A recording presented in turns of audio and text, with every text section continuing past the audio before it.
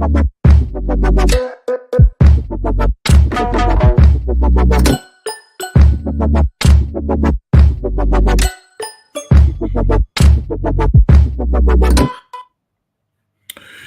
people, and welcome back to Normski TV and the What's Going On podcast. If you are new, please hit that like button. Sorry about my throat. Still not too well, as you can hear by my voice. But listen, plodding on through on them biotics at the moment. Doesn't seem to be making any difference at the moment, but we plod on. But listen, if I mute my mic every now and again, it's because I'm coughing away. So excuse me if I do that. But listen, please hit that like button, subscribe and share if you are new. And we have an awful lot to talk about this evening on the menu. Some exciting starters, some dessert, such delights. And so I'm sure you will be looking forward to what we will be talking about. I think I saw some comments just before I went live from Chile. He's got some explaining to do. He might be chatting from his front room, from his sofa, but he needs to get himself on this show, bro. You know what I mean? Because at the end of the day, he needs some explaining, brother. Because listen, you're 2-0 up and you come away from there 3-2. Man, they definitely invented the word Spursy. Absolutely Spursed it up. But listen, let's get into the show. As again I said, please hit that like button and subscribe and share if you are new. And without further ado, I'm going to stop waffling on and going to bring in my trusted padre, Mr. Big D. Yes, sir. What are you saying? How you doing, Yeah, brother? I'm all right, mate. Yeah, not bad. You all good? Bad. Yeah, man.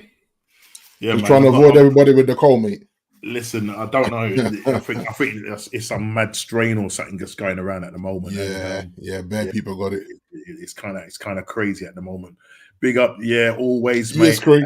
See you, bro. Good to have you on the show, and yeah, we got a lot to talk about, especially Spurs, mate. And yeah, and we're not forgetting Man U.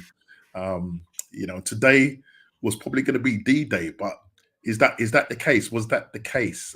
Because I think the press, pundits, and everybody else led us to believe that, Ineos was going to make a massive decision today to get rid of our beloved Mr. Eric Ten Hag. I don't know if you saw my Insta post, Big D, but if you ever get a chance, check my Insta post out. I posted it out. I know we post out just before I do the shows on a daily basis.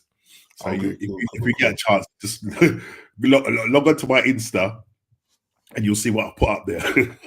It might make you chuckle a little bit. You know what I mean? Let's all laugh at Tottenham. Yeah, absolutely. Let's all laugh at Chile's expense. As I say, I'm hoping he will be brave enough to come on the show.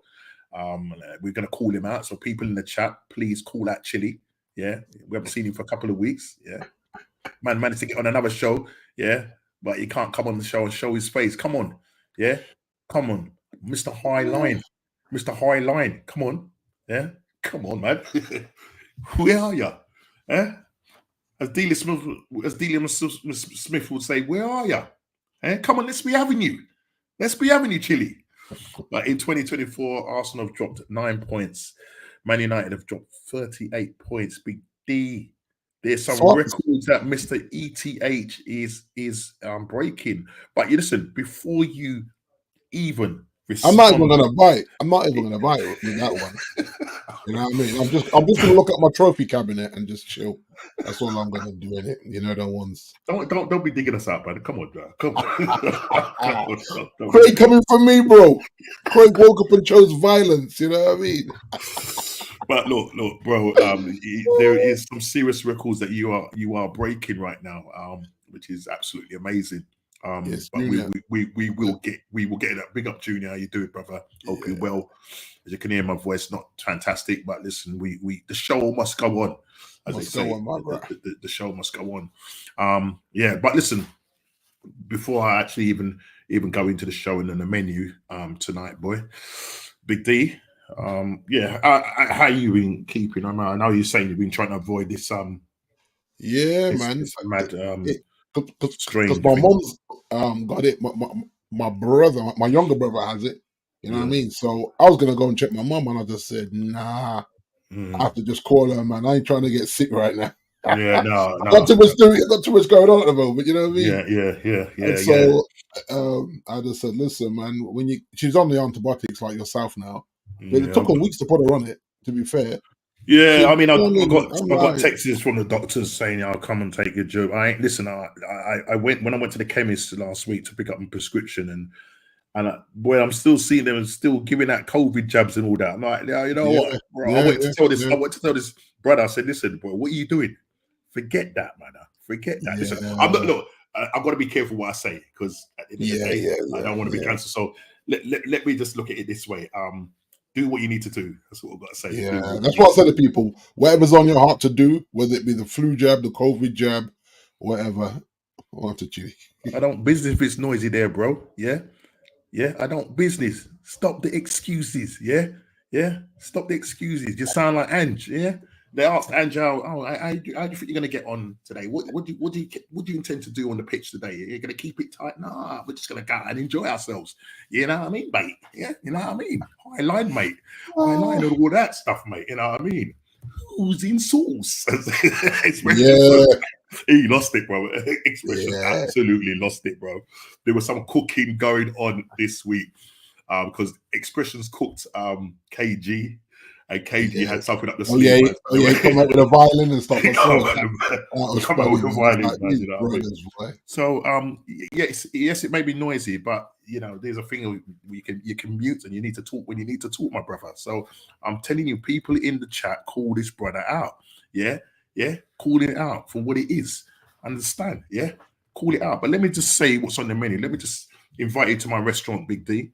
Funny enough, I was checking out your brother's your brother's Insta, Roti Kitchen, by the way. Everybody, head down to Roti Kitchen. Lovely Yep. food. Yeah, West man, Ealing. man.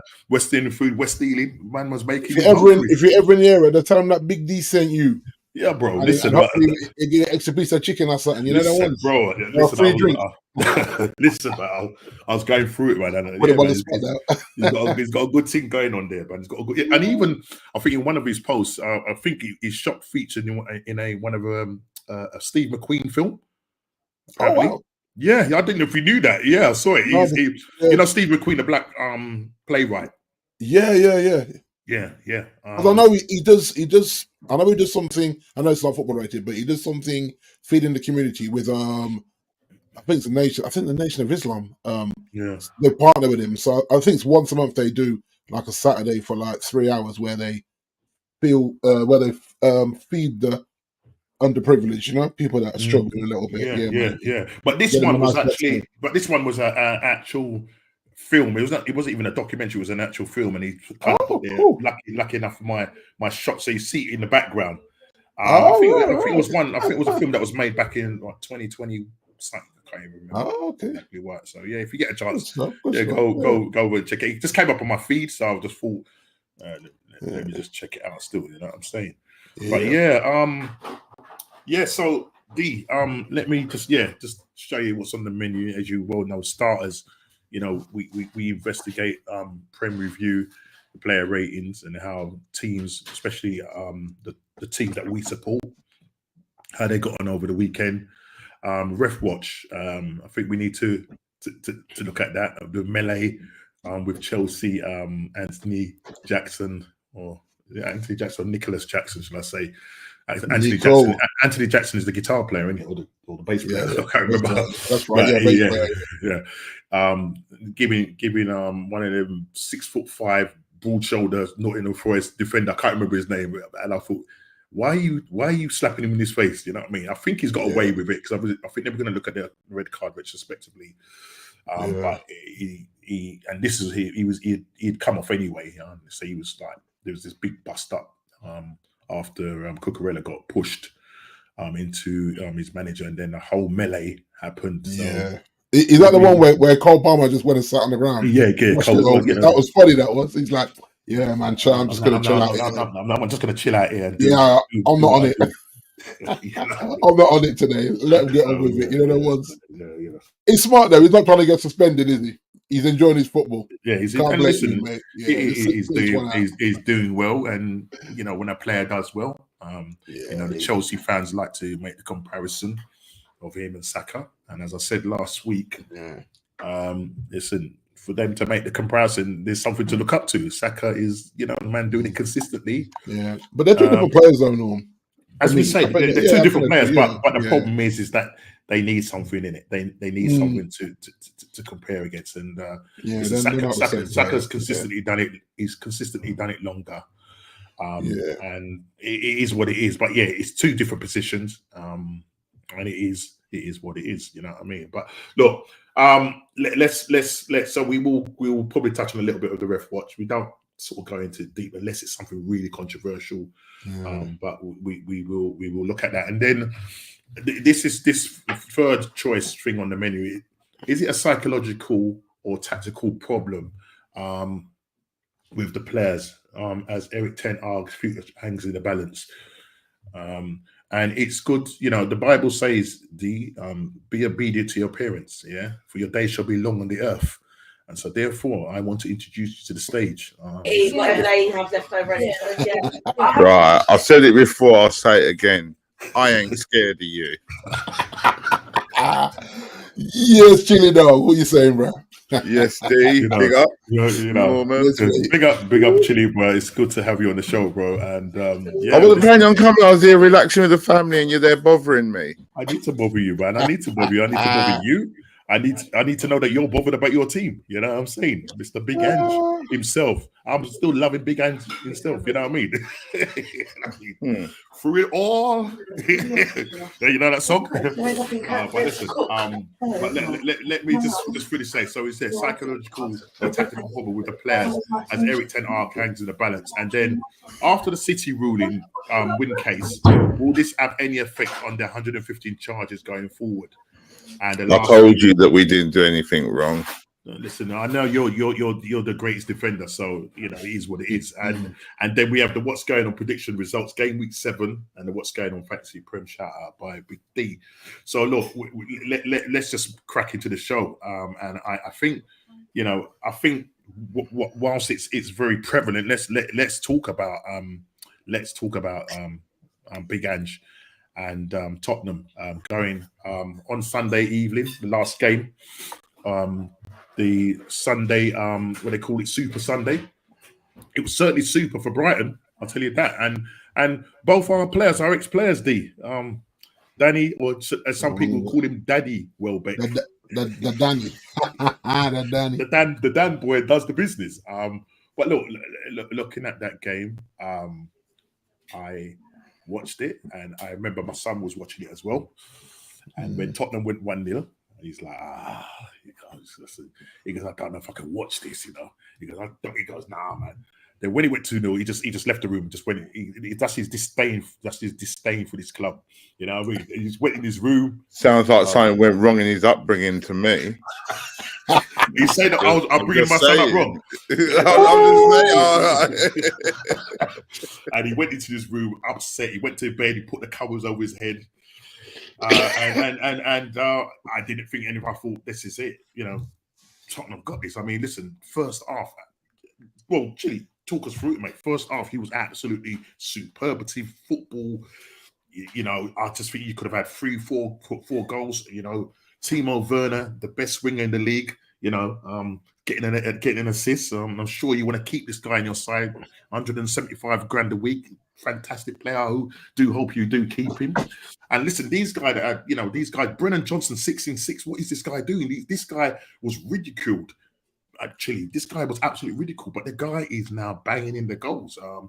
Solanke sitting up, Maddison, giving it the old 180 dart thing. I was saying, yeah, man, Big Ange's loving this, man. He's loving this, and talk me through it. Chili, first half. Well, you just explained it, innit? That's what. No, but I want to hear it from your perspective and how you felt, and then how you felt 90 minutes later. Was that the game that had? No, that was another game that was had an extra 13 minutes. I can't remember what game that was. Oh, that was the Nottingham Forest game, wasn't it? Yeah, the Nottingham Forest. Just as well, it did have an extra 13 minutes. We'd have lost 4-2. So, no, Chill, for real though, what happened? I mean, the capitulation, second half. What did Ange say Right, to them? how many times have you seen that happen at Tottenham 10 last times. season? And then what 10 have we times, done- by the way, Chile. 10 times it's happened where they've scored, is they've it? been up, got goal by 2 goals or more, yeah, Yeah. and lost the league 10 times over there. Not under Ange. This is over. It's a little sad that you even know that fact, but I'm glad you're interested in my team. But I thought I'd do a little bit of research, and it was absolutely amazing. You know what I mean? Yeah. That's probably why I said they probably invent the word Spursy. I remember that game when you must remember that game when Tottenham came to your ground and the goal that was never was, and I think Les Ferdinand scored. Yeah. Oh, this was game. Yeah, this was we went in 3-0 down or something stupid. Yeah. I remember. Yeah, that was a madness. That was 5-3. Yeah, that was crazy. I actually think I started watching. In Amsterdam that day, so I didn't even care. Well, I hope he was over there eating cheese and nothing else. You know what I mean? I was looking at paintings, Van Gogh and them things there. You know. No, So last season we were doing things like this, and what have we changed? Well, on that team that started on Sunday, it was the exact same team apart from Solanke that we've had. Right. And so if Ange is gonna buy all these young players, they're not even getting it to start a game. What's the point? Yeah, because the future again. How for the last 20 years we've been buying for the future. Yeah, you know I was going to ask you, Chili, though, is this Ange or is this the club? Are these club buys or Ange buys? Well, he said that it's him. So if he's going to put his name out there, then you've got to say that it's him. He said that he has the say over who we bring in, and that the players that we brought in, he wanted. Yeah, that means he's vetoing the deals, isn't he? Yeah, pretty much. Yeah. Wow. And like Norman's there trying to be funny, talking about Werner, but what's that all about? You know what I mean? What is that all about? They were touting that we're getting Eze, and we ended up with Werner. But did you get Werner on a free? He's on loan again. He's on loan. Right. Apparently, they're paying. Who's he on loan from? Chelsea. No, Leipzig. Yeah. Oh right. I couldn't think he played. No, he got kicked out. He got kicked out of Chelsea a long time. Right. Yeah, I was trying to think in my mind. Like, on loan from who? But the thing is, as you say, Chill. You know, Archie Gray, who you spent 40+ million, 43 odd £million on, and this guy's not getting a look in. I know you got that young. You got that young player. Is it Mikey Moore? Mikey Moore, he's only 17. He's only 17, but even a lot of the Tottenham fans are calling for him to start over. I don't get him to listen. That what all these people do, right? They watch the press and they watch Carragher and Neville, and they just repeat the old rubbish that they say. The boy's 17 years old. Why are we rushing him?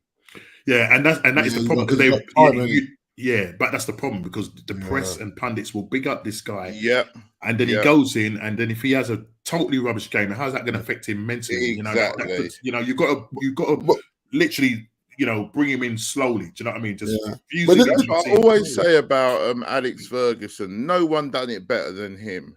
He looked after his youth, and he brought them in at blooded them at the right times. You know what I mean? I knew when to sit them. Remember last season I was saying to you guys about Kobe playing way too much football. Bam! Now he's injured. It's exactly ridiculous. It's like you're flogging this kid who's still trying to figure out his game. He's not nowhere near a finished article, but he suddenly is a Man United starter. Suddenly he's gone away with England when he should have had the summer off. Exactly. Under Alex Ferguson, Man United never relied on a teenager. Never. I mean? Not a young one like that. You know what I mean? Not to be a midfield general anyway, or leading the line as a striker. Same with Højlund. Højlund shouldn't be starting the games. He shouldn't be leading the line or the pressure on him to be that 20 goal a season bag man. So I hear you, Chili. It's you do things right, and then when they get injured now. The fan base is moaning. Like, what did you expect? Yeah. Kid's probably still growing, so he's gonna have the growth spurts. So his muscles are gonna get stretched and all these things. Exactly. He hasn't And you're overplaying him. finished growing. Yeah, that's right. And you're overplaying him. You're pushing him to the max already. Yeah. And putting all this pressure on young players. Because you see, like Kobe. Kobe's actually 6 foot, even though on TV he doesn't look that tall. He's 6 foot. 6 foot. Yeah, he's 6 foot. Yeah. Oh, wow. I thought it was short. Yeah, right. Yeah. I think the way he plays on the ball makes you think he's shorter. Yeah, because what he does, it's almost like when you look at him, it's almost like he's like he's got like this kind of low sense of gravity. Right, yeah, like he kind of plays. Yeah. He doesn't kind of sort of. Yeah, He's not language. It's not kind of like, you know what I mean, that kind of languish kind I should of look player. what they have him registered as. I was thinking, are you sure he's 6 foot? But yeah, I'll look on the website. Are you sure? I thought he was about 5. I've heard a few people say. I think he's about 5'9", 5'10". I'll see what they list him at. You might be right. You might be right. But they always do it weird, don't they? They don't actually. But whilst you're looking at these, just going back to your game, Chili. I mean, what could have Ange done different? Because when you're 2-0 up, you're coasting. Because listen, Brighton first half they didn't lay a glove on you. I mean, literally, you could have been 4-5-0 up because it was just so easy to play for these guys. Do you know what I mean? And the thing about it, it's just like Ange didn't make any changes until I think something like the 80th minute. And you know, you would think, because you got Kuleveski, you got Madison, and you got Bentancur sort of playing in that central part. And you got to also remember that you guys played, even though you guys came off the bench and won that game eventually in the Europa League. But I would have thought that he would have maybe brought on Bissouma and Sarr, who's got legs, do you know what I mean, to just close out the game. Do you know what I mean? Because second half, literally, you know, and I think all the goals that you conceded were mistakes, big misses. On Dougie, who's your best, you know, left back, who hasn't really. He had an absolute nightmare, but yeah, the nightmare. We put it in the chat. I said that in the first half that he's having a nightmare. So if I could be sitting on my settee watching it and seeing how bad he is, how isn't Ange seeing that? Right. I don't want to put all the blame on the Ange, because if you're 2-0 up and you're a professional footballer, you know what you need to do to close out the game. You know what I mean? Yeah, I hear that. I hear that. And then it's not even that. For me, the worst thing was their first goal. After that, it's like we deflated even more. What happened to say, right, we're going to hold on to what we've got? Well, that's when Ange should have made changes. Is that down to leadership? Because when I look at your side, I'm looking in there thinking, who's a natural leader in there? I mean, look, Romero, you know, he you know, some people say, well, he shows his leadership by the way he plays aggressive and that. But it was just like they were looking around. It was like nobody, do you know what I mean, could say, come on, man, let's get our foot on the ball and stop, you know what I mean? Because as I said, all 3 goals literally were unavoidable and pretty much mistakes. Do you know what I mean? Because the first goal, when Ndougie miskicked it, and then, you know. What was that all about? Yeah. How are you air kicking in your own box? You can't do that. And then for the third goal, I mean, for the second goal, I mean, you know, how many people you had in the box? You're like two Brighton players in the box, and they still managed to get the equaliser.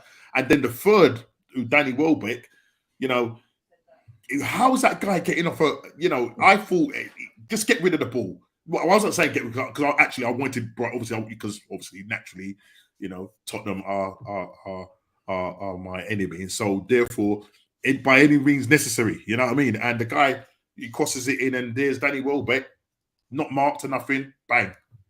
And it's just literally a complete capitulation. 2-0 up, away from home. When you got that kind of score line, when you're 2-0 up away from home, you protect that, you know what I mean? Because and what you do. But why is he still inverting fullbacks when we're 2-0 up?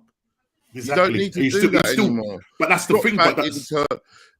no, I'm not saying drop back into a low block. You still have a high block or mid-range block, but have 4 players there. You know what I mean? You don't need to have the 2 wing backs running up the pitch. No, you don't. And you're right there, Chile and D. Go into a block, because what happens then is you guys are good in and out.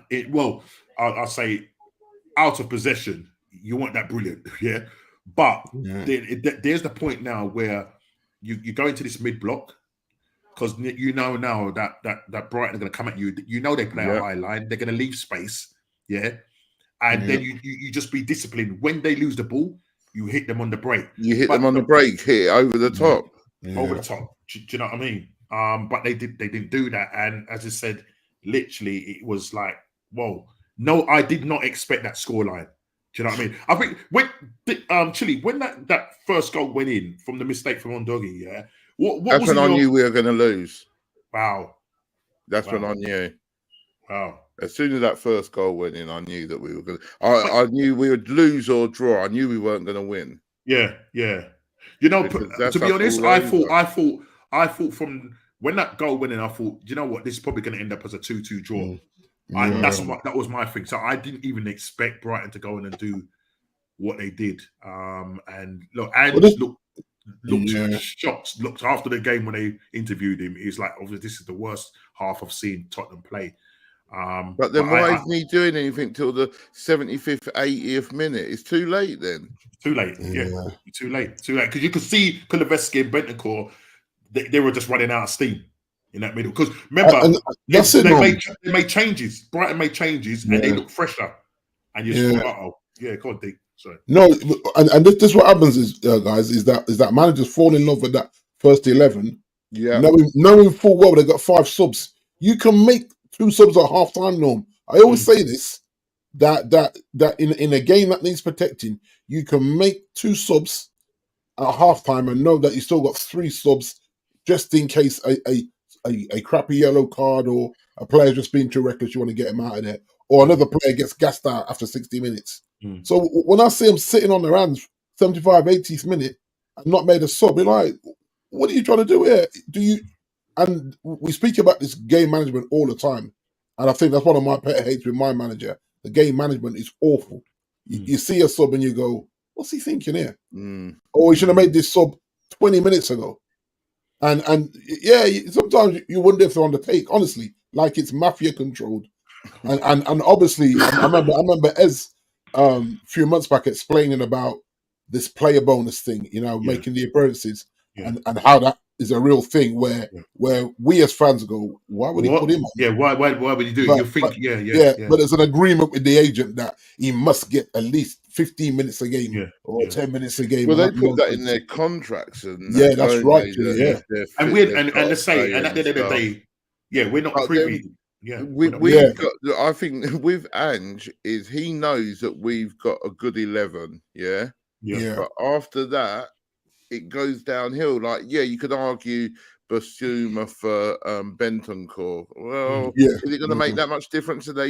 Is Bentancur that much better of a 6 than Bentancur is? I don't know. You know what I mean? But is Bentancur really a 6?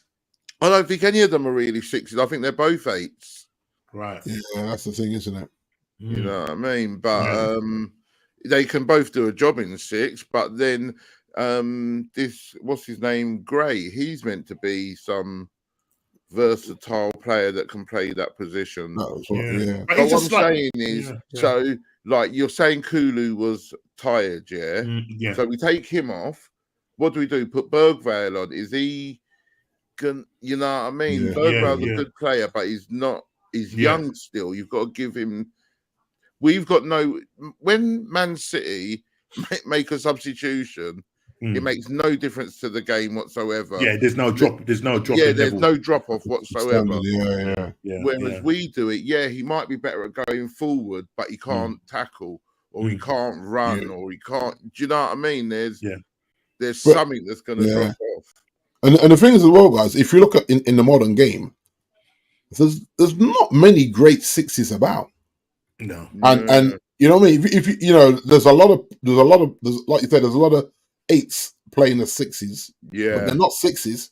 If you look around like all of Europe, there's literally a handful of this guy is definitely a bad boy 6 CDM. You know what I mean? It's normally 8s being forced Yeah, play in that double pivot. Yeah.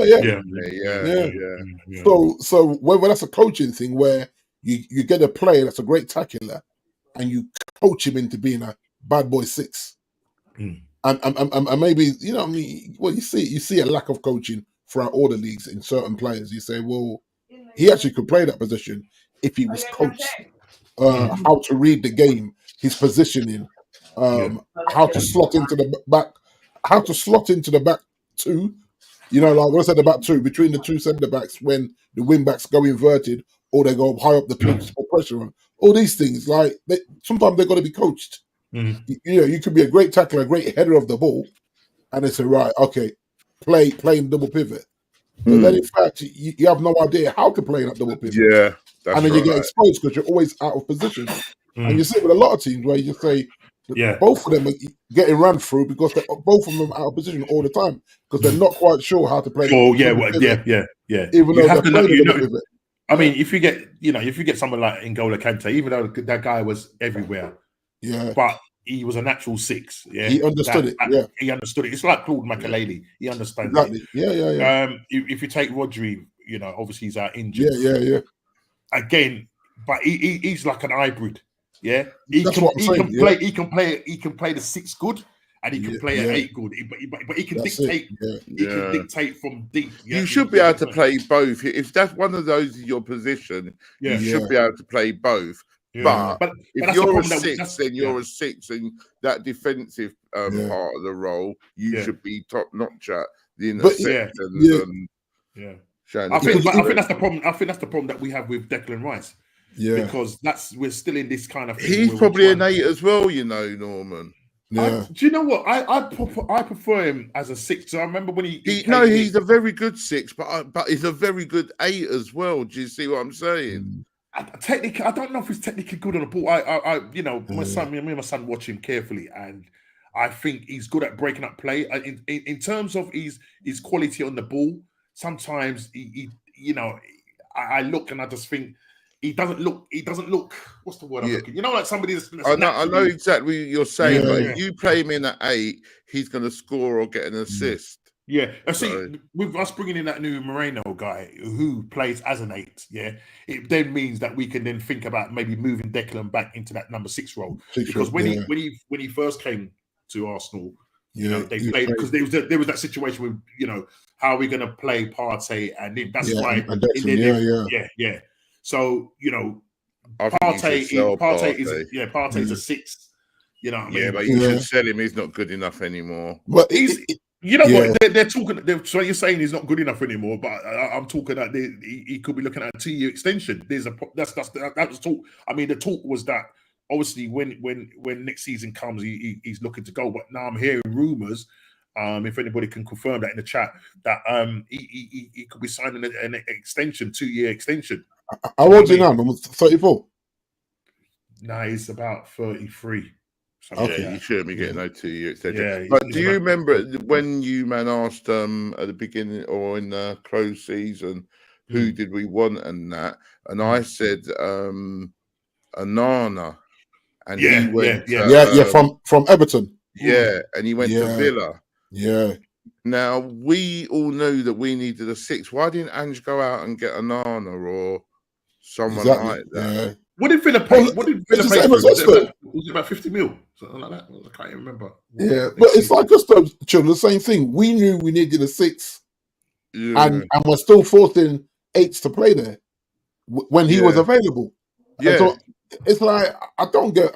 You know, obviously all these clubs have got their scouts out there, and I'm not knocking scouts. I mean, you know, I mean that's what they do for a living. But surely, if you just need one player to be a natural 6, and then you force 8s to help him out when you want to rest him, then go get the natural 6. That's right. If you're squad building for the future, go get the natural 6. He's natural. We don't have to show him how to play the 6. He knows that he can show an 8 how to play the 6 with him in a double pivot. It's just like, and like I said, we all knew he was available, and Villa pulled the trigger. Yeah. So I'm not even knocking Villa because Villa. No, fair play to Villa. They're looking at it going, we don't have that. The thing about Villa's midfield, they've got power in there Yeah. You know, and they've got legs in there because they've got Anana in there, they've got Rogers in there, and they've got what's the other guy? What's the other midfielder? They look similar. There's Rogers, Rogers, Then you got the Irish brother as well. Ramsey. And the Irish brother, John McGinn as well. John McGinn, They've got 4 solid midfielders there. That can play that six. But the good thing is, they can run. I think at the moment, Anana might be injured because I think him and McGinn are injured, Norm. Yeah. I think they're both injured, Yeah, kudos. Kudos, Kudos. I wanted kudos, you know what I mean? Because he's a 6-handed kudos as well. No, he's a left-sided attacking. From West Ham we're talking. Yeah. Oh, right. Now I think someone. The other guy you might be thinking about might be Zubimendi. Yeah, maybe. I don't know. Yeah, Zubimendi, he Liverpool were after him because he was kind of like, I don't know if he was twerking for them. And the thing is, because Liverpool's dilemma was that they needed a number 6. They haven't got a natural number 6. Yeah. So the thing is, but to be honest, what Slot has done with Gravenberch, he's just I'm about to say Gravenberch. I thought he was a 6. No, that's what I'm trying to say. He's not. No. Gravenberch is not a 6. He's not a 6. Fair enough. Gravenberch is like an 8, but he's played him in that. But I'm trying to say, Slot has actually completely transformed this guy. He's probably performing as it stands now. He's probably performing as the best 6 in the league right now. I don't think just because you've played somewhere all your career doesn't mean that's your best position. Look at Gareth Bale. He was a left back. And that's a classic. Absolutely. You know what I mean? So you might have played somewhere your whole career. A manager says, "Hang on, I want you to play there," and you're actually better than where you've been playing. So. Yeah. Well, that's what I'm saying. So if you look at Liverpool, because the thing is, it was almost like, a massive blow when they didn't get Zubimendi when he turned around and say no, and they gave him the extra contract extension at Real Sociedad. Because I think if they got Zubimendi in there, the guy can kick both feet. He's good, deep line. We was linked with him, but instead of getting him, because we was linked with him and Moreno. Yeah, but I don't think Real Sociedad weren't going to let go of Real Moreno and Zubimendi. Do you know what I mean? So it was a massive. A lot of people were laughing at Liverpool when they didn't get him. But currently, as it stands, Liverpool was sitting top. What was the song you were singing, Norman? Zubi Zubi Doo, where are you? And I'm not laying claim to that song. Yeah, it was. I got it off another. But you know what I mean. It becomes a trend, and you know what I mean. And, it just went viral. So there's, as you say, there's not a lot of good 6s out there. And that's even more reason that someone should have gone and picked up Anana. Well, I know Villa did. Yeah, but we was linked as well, though. We was linked with him as well. We was linked with him because he's big and he's powerful. Yeah. Do you know what I mean? But, and I think as well, we're kind of forgetting that neither Tottenham or Man United was in Champions League and Villa was. Yeah. So it was an easy sell for Villa as well. Yeah. We're in Champions League. You know what I mean? Looking at the squad, looking at that Morgan guy, Ollie Watkins. They got a nice spine there. So I think that was attractive for him. You know what I mean? It's like, man, you know what? Let's go to the Midlands. I'm only in the Northwest. Go to the Midlands, play some Champions League football, and put myself in the shop window in 2 seasons' time. Because Villa may struggle to hold on to it as well, isn't it? Yeah, exactly. So again, Chile, what was that? Chile? I missed that. Sorry. He must have got a pay rise as well. Oh yeah, 100%, 100%. I think when he was at Everton, I think I might be wrong, but I'm sure I heard that he's on maybe about 30, 40K, possibly. Yeah. Okay. That's the thing, you know what? So it wouldn't have been hard to tempt him with money, do you know what I mean? But just before, guys, you carry on. Listen, it's my honor, it's my pleasure, and let me say this now. It's an absolute honor to invite the married man, Mr. Kofi Slot, bro. Kofi Slot in the house. My people. Yes, my fellows. What? You know what? The only reason why I think he came on, he must have heard us talking about Liverpool. No, I'm not even heard of Oh my god. How is it? How is it? Well, I'm not too sure whether you're in sunny Norwich or you're in in cold Kent. So well, I came back to Kent today. I needed to sort a few things this side, but I'm going back tomorrow too. Big up. And let me just say, love to you, love to Lucy. Thank you. Yeah, man. Big up yourself, my guy. You know, I mean, fantastic wedding. So people in the chat, big up Kofi, big him up every time. You know, he's a happily married man. You can see the big smile on his face. No, look at the ring, look at the glistening ring. Not only got that, the bling is bling. You know, his team is at the top of the league. And everything is nice, Kofi. You know, he only just got married because look how he's grinning. Give it a couple of years. Wait, don't do that, mate. Don't do that. Don't do that. Don't do that. It's good to be back. Look at your hair now, Kofi. Yeah. Look at me, Dee, and Norman's. We're all married. I covered it up a bit, but you know the grades are there. Oh, God. No, man, it's a pleasure, man.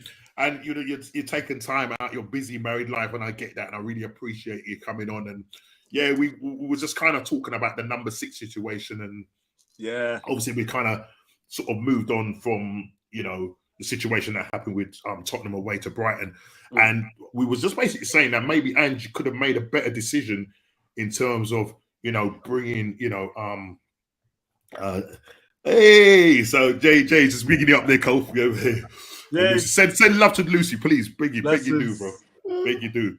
And tell her to tune into the show and tell her to subscribe as well. You know what I mean? Yes, definitely. Yeah, everybody's saying congratulations to you, bro. So yeah, thank you, everyone. Thank you. Yeah, and I just think, Chili, you know, Ange, you know, the thing about it is that is there going to come a point with you, Chili, where you think you're going to start looking at Ange sideways? I know he said, look, normally in my second season, I win things. But if you're playing like that and you're being naive and just saying, you know, I can't quote him word for word, but he almost just sort of said, I'm just going to give the fans, or the not even the fans, the people, you know, I'm just going to go out there and enjoy myself. Do you know what I'm trying to say? Yeah. Oh, I don't know. I mean, there comes a point where Jay says careful till it's naturally great. I see pictures before he met you, Jay. I think that hair didn't look like that. Sorry. It's funny. I'm sorry about this, mate. So do my chest boy. Oi, easy. But yeah, but listen, look, let's move on. Let's move on from Tottenham. You know what I mean? They've all given us an early Christmas present.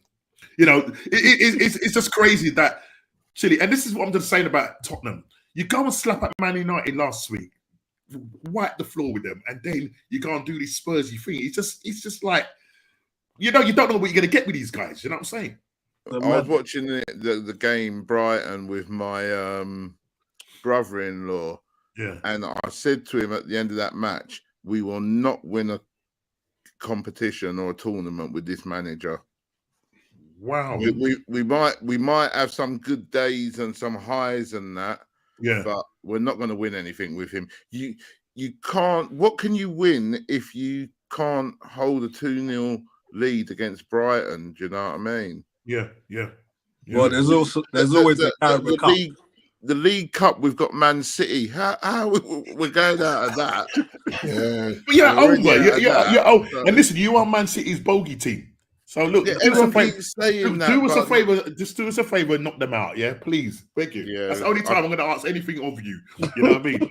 Hang on, weren't you begging us to? You were begging us to beat them last season, and then had to go up to the But listen, that's crazy. Last season, man. Listen, I don't even want to talk. I don't even want to talk about last season. That's the weirdest football match I've ever watched. I'll tell you, mate. Because I didn't know whether I wanted us to win or to lose. You took the words out my mouth, man. Yeah, you took the words out my mouth. It's like, do I want them to win? Do I? You know what I mean? But listen, it is what it is. You know, Man City go quadruple, and are they going to be on to a fifth title? We'll have to wait and see.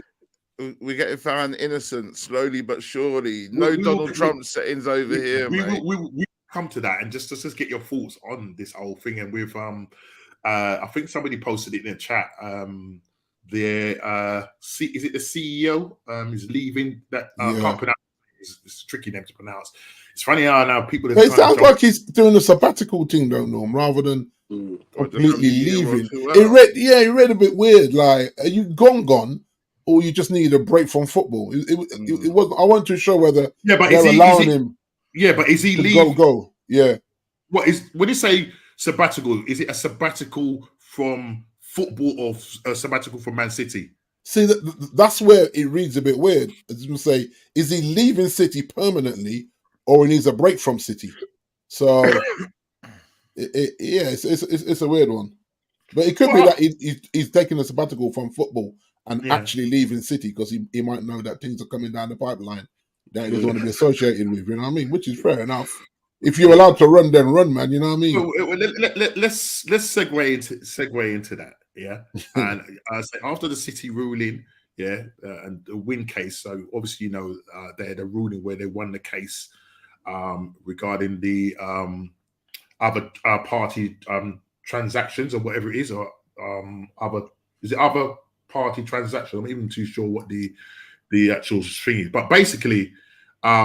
They came out. Other party transaction, associated party transaction. Right. But they came out on their Twitter feed and basically said that the club, basically in a nutshell, been successful with the associated party transaction rules. They found it that it's been unlawful, and that the Premier League decision on there was 2 specific sponsorship transactions. That they done them, but they were set aside. So the tribunal found that both the original APT rules and the current amended APT rules violate UK competition. And I don't claim to be any financial or sporting whatever, but you might have done a little bit of digging. I know JP, he's really the solicitor. Yeah, he's been looking at that. Yeah, he's been looking at that hard. What your thoughts on that, and the fact that both sides are saying technically that they won the case. Yeah, no one's backing down. Do you know what I mean? Because I think with the Premier League, what they're basically saying is that the APT things will stay there. Yes, they might have made a little bit of a boo-boo in certain areas. And I think if you need to go and find out exactly what happened, you'd have to go to, I think it's page 164 of the judgment on the tribunal decision to find out what they were done for. Because that should be public record, right, Norm? Because there's a lot of things that are put on just the basic public record. I think the problem is that on the commercial side, the problem is he's owning up. Okay, just for argument's sake, your personal family business, Norm, where you could put a company in your son's name, but your son may not be a director of the main company. And I think that City are using these kind of loopholes to pull money from commercial assets that they actually own, but they're not directly put on the club. It's like we were talking about last year, where just say we're sponsored by Adidas, and Adidas are going to give us however million a season, and we said, well, that's right, we're sailing close to the wind for whatever FFP or whatever the regulation one is, I forget now, and we asked Adidas to pay the manager directly rather than Manchester United FC. That way, that the manager's wages are not showing on the Man United books, because rather than Adidas give Man United all the sponsorship money, they hold some back and they give it directly to the manager, and he gets paid by Adidas rather than Man United. I'm not saying that's what they're doing, but it's what it feels like. So I think they're looking at their commercial side saying, there's ways that we've done this that actually are not against whether it's FIFA law, UEFA law, FA law, whatever the law is. Well, obviously, that's why they're coming with checks. The tribunal of seeing it is unlawful of the timing, because I think when they introduced it in 2021, because you got like Newcastle, listen, they've got Saudi backers, and they could go to one of their. I think what the Premier League is saying is that before you go and do that, run it by us to see if it's fair. Fair play. You know what I mean, in terms of, because not every club is going to have that kind of backing and be able to go to like somebody within their group and say, right, get me out of jail kind of thing. Do you know what I mean? Because then they're saying that the level playing field is not fair. because they're going to But do you've better. got to say that before it happens. You can't wait. For Right, that's what I'm saying. That's where I think yeah. and that's where I think the unlawful ruling came in. Yeah. They're not So, saying that the they're not unlawfulness saying, against the FA. Yeah. Yeah. But the Premier League, in this case. But they're not saying that what they've put in place in terms of the structure and to keep things in check is wrong. That will stay there. I think what they now have to go do is go back to the drawing board and rewrite some of their rulings. That's right. Yeah. That's essentially in a nutshell, because it's a lot of deep stuff, But to get your head because around. of what they've done, the FA or the Premiership, and the 115 charges, and because it's dragged on for so long, if City get found that they're innocent, just say they get found innocent on everything, everyone's going to say, oh, they just pulled their way out of it, that they weren't really innocent, that it's not fair, because everyone's waiting for them to be found guilty. You lot are talking about trying to get titles. They should be stripped of titles and you should get them and all them things. But just going back to my first statement, that the fact that them winning this particular, because this is what they're basically saying, that this has got nothing to do with the 115 charges. This is a separate issue. Yeah. But the way Man City are pushing it, and I think, do you listen? Well, I suppose all of us listen to that voicemail that they put on. Yeah. And they were saying effectively, if you want to know any information, don't go to the Premier League. Come to us. Come to us. Yeah. And I think if you look at that, Norms, that's telling you that they know they're in control of this whole thing. That's right. Yeah. There's no level of we're sweating this. That's crazy, because then if you got the cartel, then well, that's what I'm saying. It comes allegedly. It's all loopholes, Norman. Like what Dean's saying, it's all loopholes. So they do stuff, and then they'll close a loophole, and then they'll find another one, and they'll just keep doing. Look at Chelsea. What Chelsea are spending. It's all loophole money. I think, and funny enough, Chelsea backed, because they had to ask people to give accounts or statements, and a number of Chelsea, Newcastle, Aston Villa, sort of, gave statements on behalf of Man City, whereas I think Arsenal, Liverpool, Man United, a couple of other clubs gave statements against Man City on behalf of the Premier League. Too right. So what they're basically saying is, when they all come for their managerial, when they all come together, the clubs, it's going to be a little bit strange. Yeah, a bit frosty. Yeah. But then you look at Newcastle, Norm, because they said that the people that own Newcastle are quite tight with the people that own Man City. So you're going to watch Newcastle, watch this very similarly, and say, right, let us take some notes from what Man City do. So do you think this is going to set a precedent in terms of maybe Newcastle might? Because remember, this ruling came in 21. That's when I think Newcastle got taken over. Do you think that Newcastle may possibly say, bro, after seeing this, do you think that they might sue the Premier League again? Because I know your worry, D, was you're saying that if this gets out of hand, you don't want the government to say, bro, if you can't run your house properly and they take over it, that's what you don't want. But they're not saying this is what happened to my industry in the security sector. It just became so dodgy that the government said, whoa, you know what? We're going to control it. You're not going to get a license until you come through us and do all our courses and take all our exams, and we will govern you now. You don't want that happening to football, because now, like for me, every time I got to renew a badge, they got me jumping through hoops to renew my badge now. Yeah. Where before that 3 exams would have you straight. Now, you got to do catheter regimen, you got to do this, they're adding it all on now. So what they're saying, we don't want anybody that thinks they can have the badge and be a thug. We're getting rid of you lot, and we're going to control the industry. If they control football like this, then everything will be scrutinized. Every deal, every commercial, all of it. How you pay the players. Image rights for the players coming back to the club. That's a big thing in the contracts, where how much percentage do we charge a player if he strikes a personal deal with Puma for a 4, like Jordan, these guys in the basketball, they were starting $100 million sponsorship deals with Nike, and I don't think they had to give any money back to their basketball clubs. That was their money. Okay. But in football, the big teams say, whoa, oh, Nike giving you that? okay, so we want this 10%, just say 10% of image rights that you and your agent have worked out with Nike, not you and the club. Yeah, You and the agent have done that away from your club. Yeah. And I think if the government get involved and start to They govern, want a piece of the cherry, man. On the exactly. pie. Okay, so we're going to take 5% of everybody. You're all going to tithe back to the government. Yeah. Of every all the profit you make, 5% is going to go back to the government, and we're going to honestly, the Premier League doesn't want that, because I think it changes football in a way that us as fans don't want to see change. We like that the football stands alone and literally governs itself. We can't be governed by the government, because as governments change, 4 years later, Conservatives come in and they say, nah, forget what the Labour said. We want this now. This way, Yeah, but you can't have the government taking their members to court every other year. That's what the problem is, isn't it? Exactly. That's the truth, Genie. You know what I mean? And I think that's the danger, Norm, that we don't want our football to be governed by the government. Okay, can I just throw this out to everybody? Just go around the room.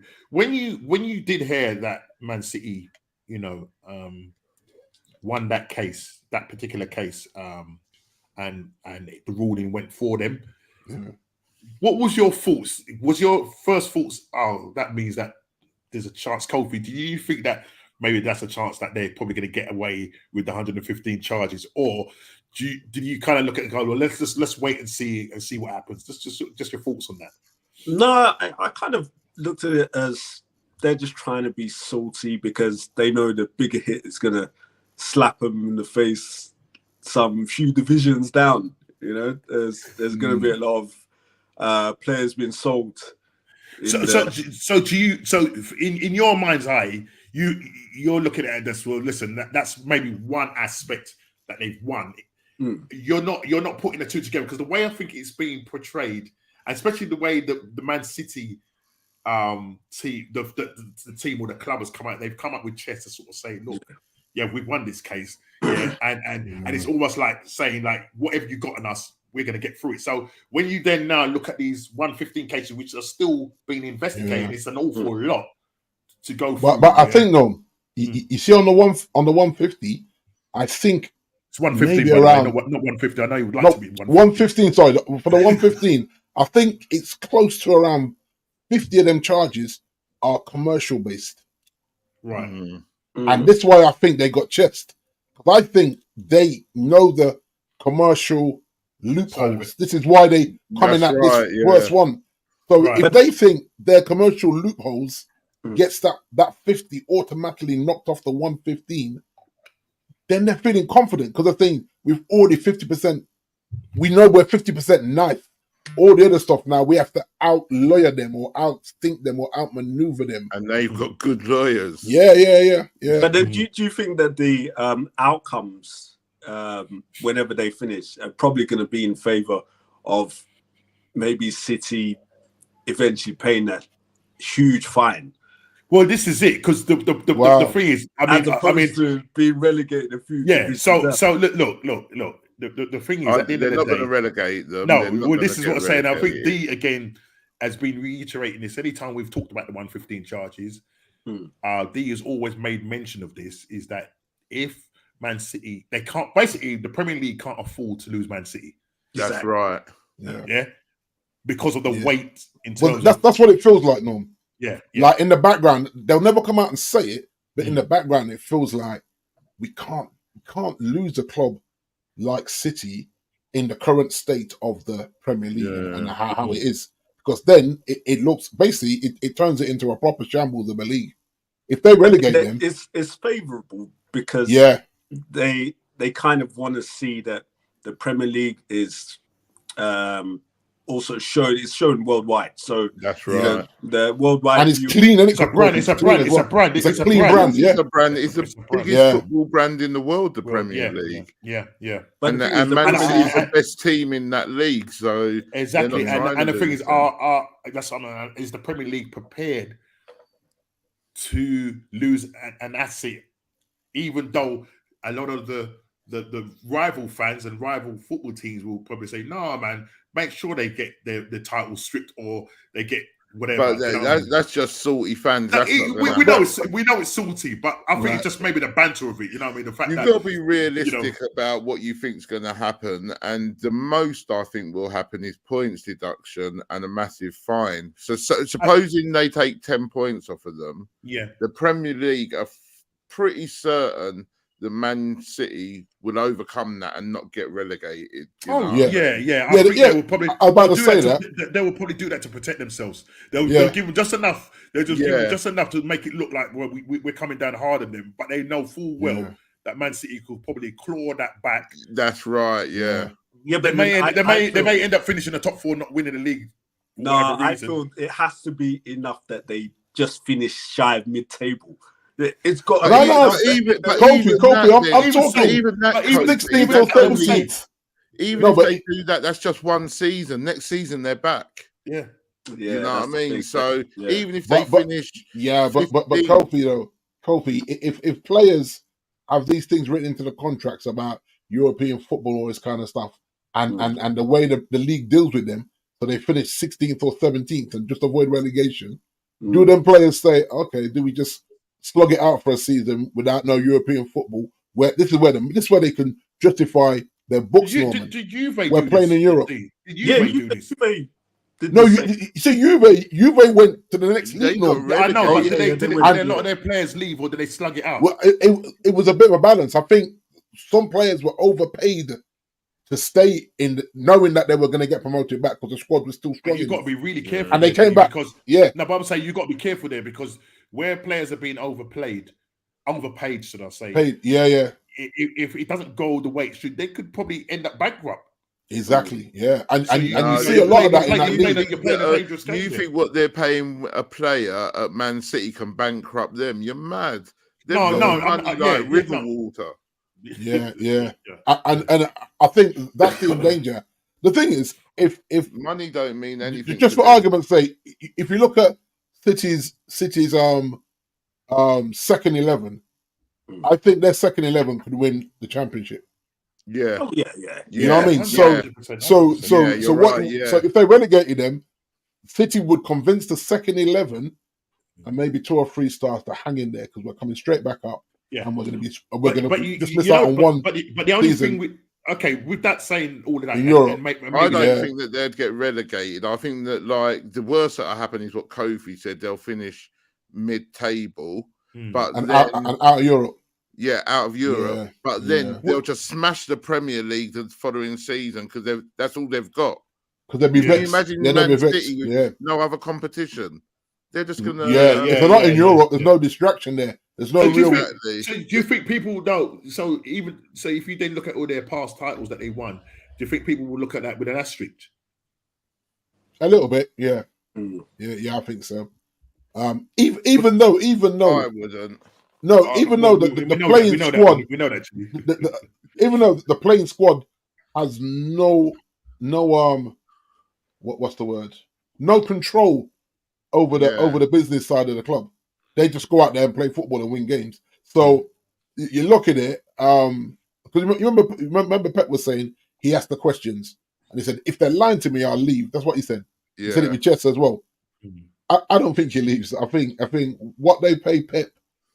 I think Pep's on 19 million. It's a madness, right? He's not going anywhere. No one's paying Pep that money. He's about 19, 20 mil.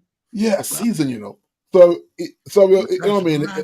He'll throw a strop for the summer, and he's back on pre-season tour with that. I mean, people have been questioning it. The fans have been holding up banners in the stadium saying, "Please, Pep, stay."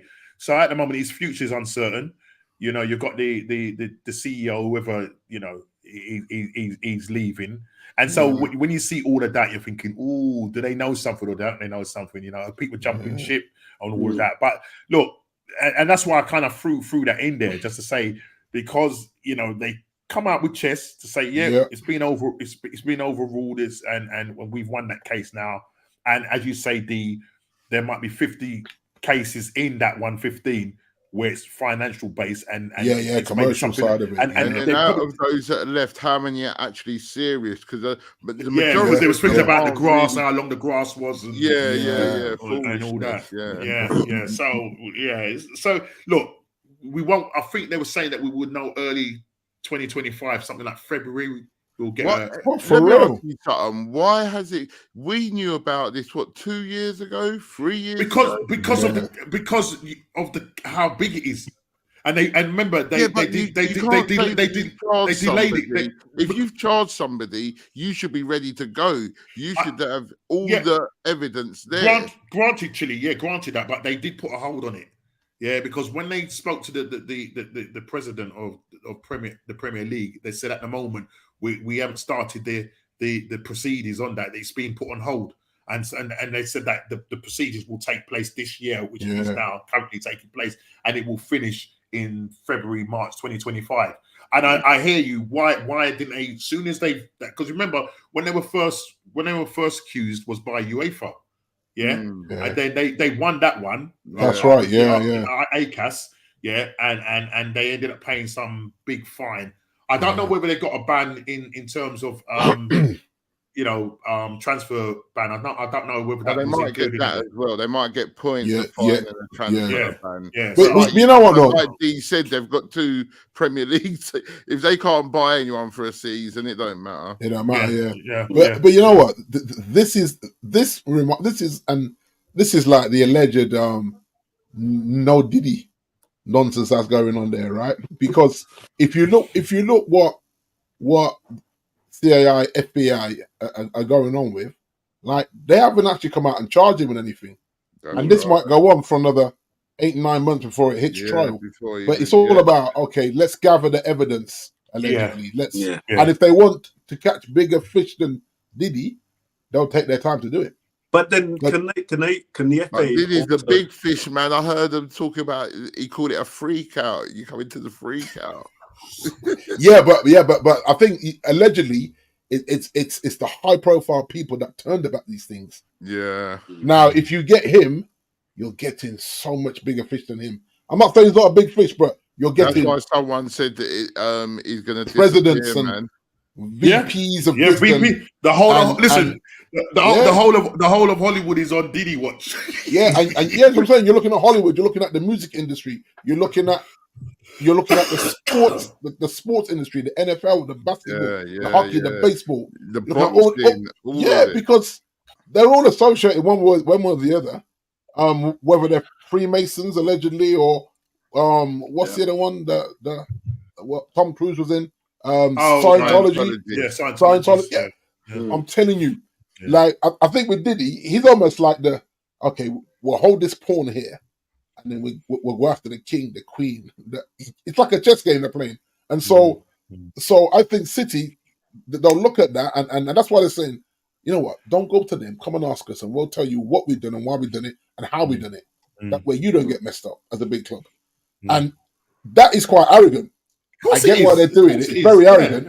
But the thing is, this makes me think that they think, we're not losing this.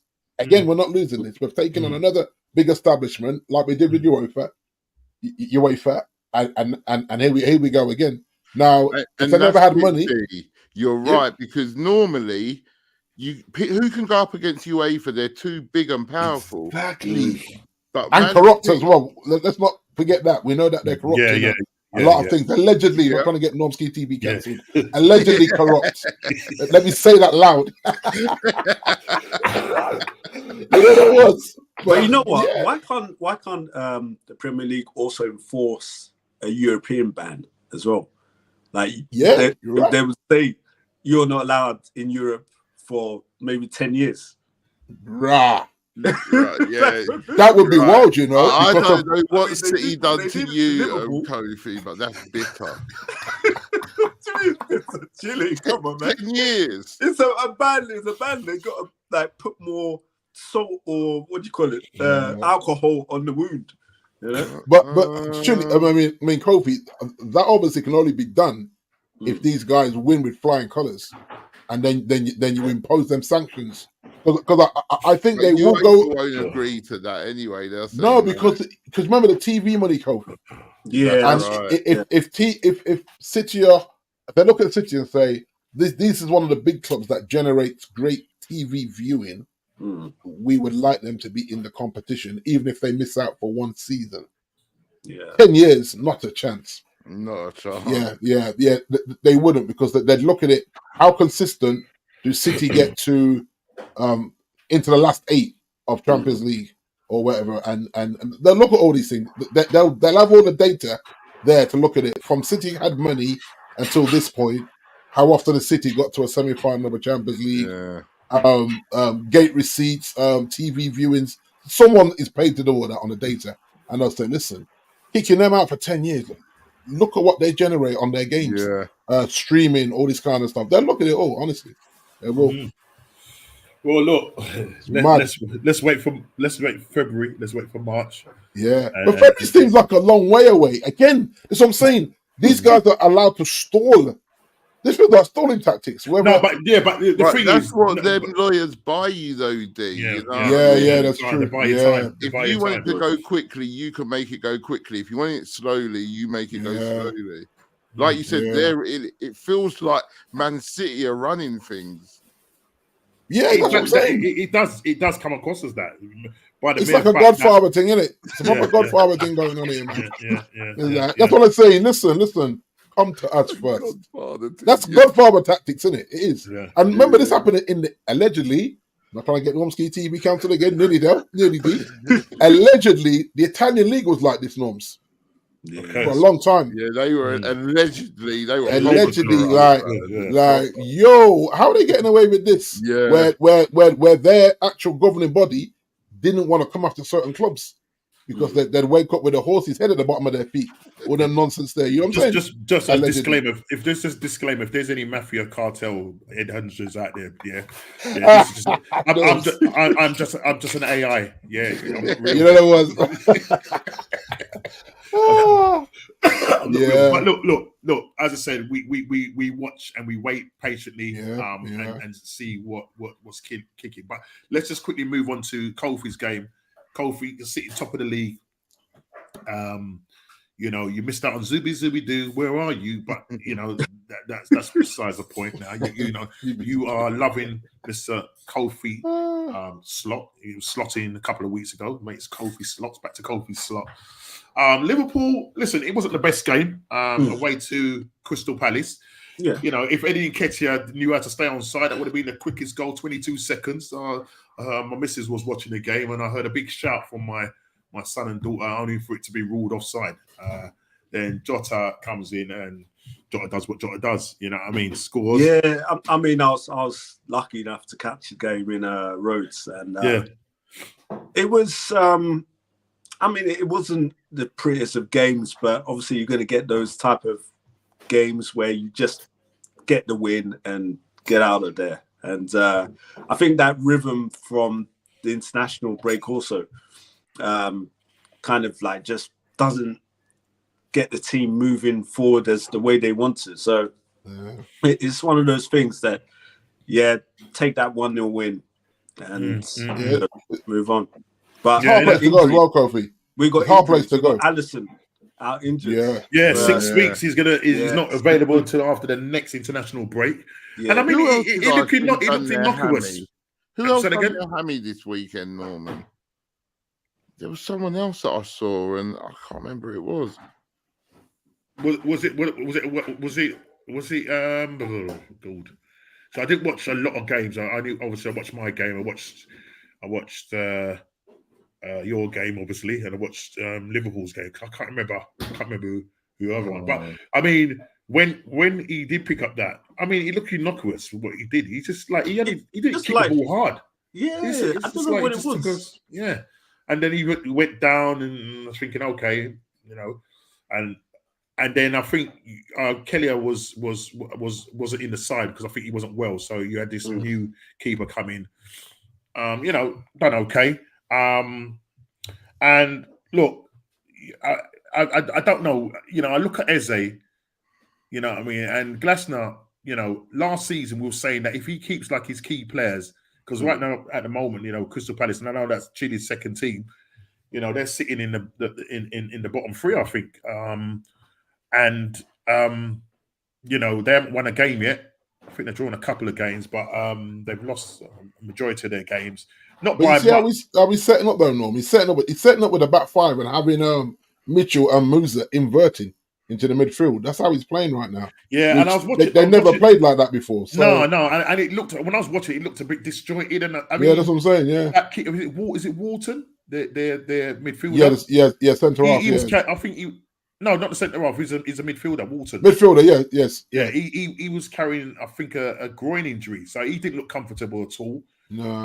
And as I said, maybe every time Liverpool went on the attack, you're just thinking, you know what I'm going to say. Change it up a little bit when he brought on Mateta to kind of keep Konate and Van Dijk, who are probably, I mean, if you look at that centre pairing and listen, you just based on facts and stats, you've conceded the least amount of goals, 2 goals in 7 games.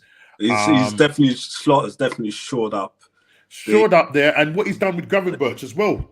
Yeah, Gravenberch is an 8, isn't he, Kofi? Yeah, he is. He's actually an 8. Yeah, but he can do both roles. So but that's what it looks like. That's what it looks like he's doing, and he's really got the best out of him. Because a lot of people were saying that because you haven't fixed your midfield, and you was going for Zubimendi, and you missed out on him, and then I think you end up going for that. What was that player you bought for 10 million? I think he's a left side kick. What's his name? Begins with K. I think it was. Chiesa or something. Chiesa or whatever. Chiesa. From Juventus. Is he from Juve? Was it Juve? Yeah, from Juve. Yeah, but he didn't really play much. You paid 10 million for him. So in terms of what you did in the transfer window, you didn't do much. And Slot came out and said, like, look, he's assessing the side, and a lot of Liverpool fans, even yourself, was getting a little bit like, what's going on? Why aren't FSG putting their hands in their pockets? But look, so far, you know what I mean? You haven't come up against anybody, you know what I mean? But this next period is gonna. They came up against us, Norm. What are you chatting about? I'm gonna scratch my head in this next period, because we have literally you guys, Arsenal, City, Villa. Between that, there's Real Madrid. There's Leverkusen. Could there be a changing of the guards? No, I think we'll get through the period. It will be tough, but we'll get through it, I think. I mean, look, the football that you're playing, very controlled, very measured. Yeah. You attack when you need to attack. It's not that kind of rock and roll football where it's just like crazy. And you're building up from the back. You can either go, because normally under Klopp, you always hit the wide men. Do you know what I mean? Because that's where your creativity comes from. But now, you've got Gravenberch picking up the ball in the centre. Literally, and he's got options. He's got options. Do you know what I mean? And what can you say? And I think they did say to Slot like he just said, like, at the moment we haven't played anybody of. I don't think he's trying to take a dig at the teams that he's already played, but he says at the moment we haven't really played anybody, so it's too early to be saying about are we contenders and whatnot. But he at the moment, as he currently stands, he's doing a very, very good job, and compared to his compadre, Erik ten Hag, both Dutch. But you have to beat Kofi. You have to beat what's in front of you. Of course. And this, like, I've been having Liverpool fans gaslighting me in other group chats, saying, "Oh, it's a false position," and I'm saying it's like at the end of the day, the Premier League is set up that everybody plays each other twice. Yeah. So in a season, whether you think it's competition or not, you still got to play them and beat them twice. And Liverpool have done that so far. They beat them once. And they've stayed top. Now, whatever you said about the oncoming things, there could be some draws in there and some losses in there. But it doesn't matter because so far you've done what you're supposed to do. I think so. The league position isn't false because you've beaten who you're supposed to beat.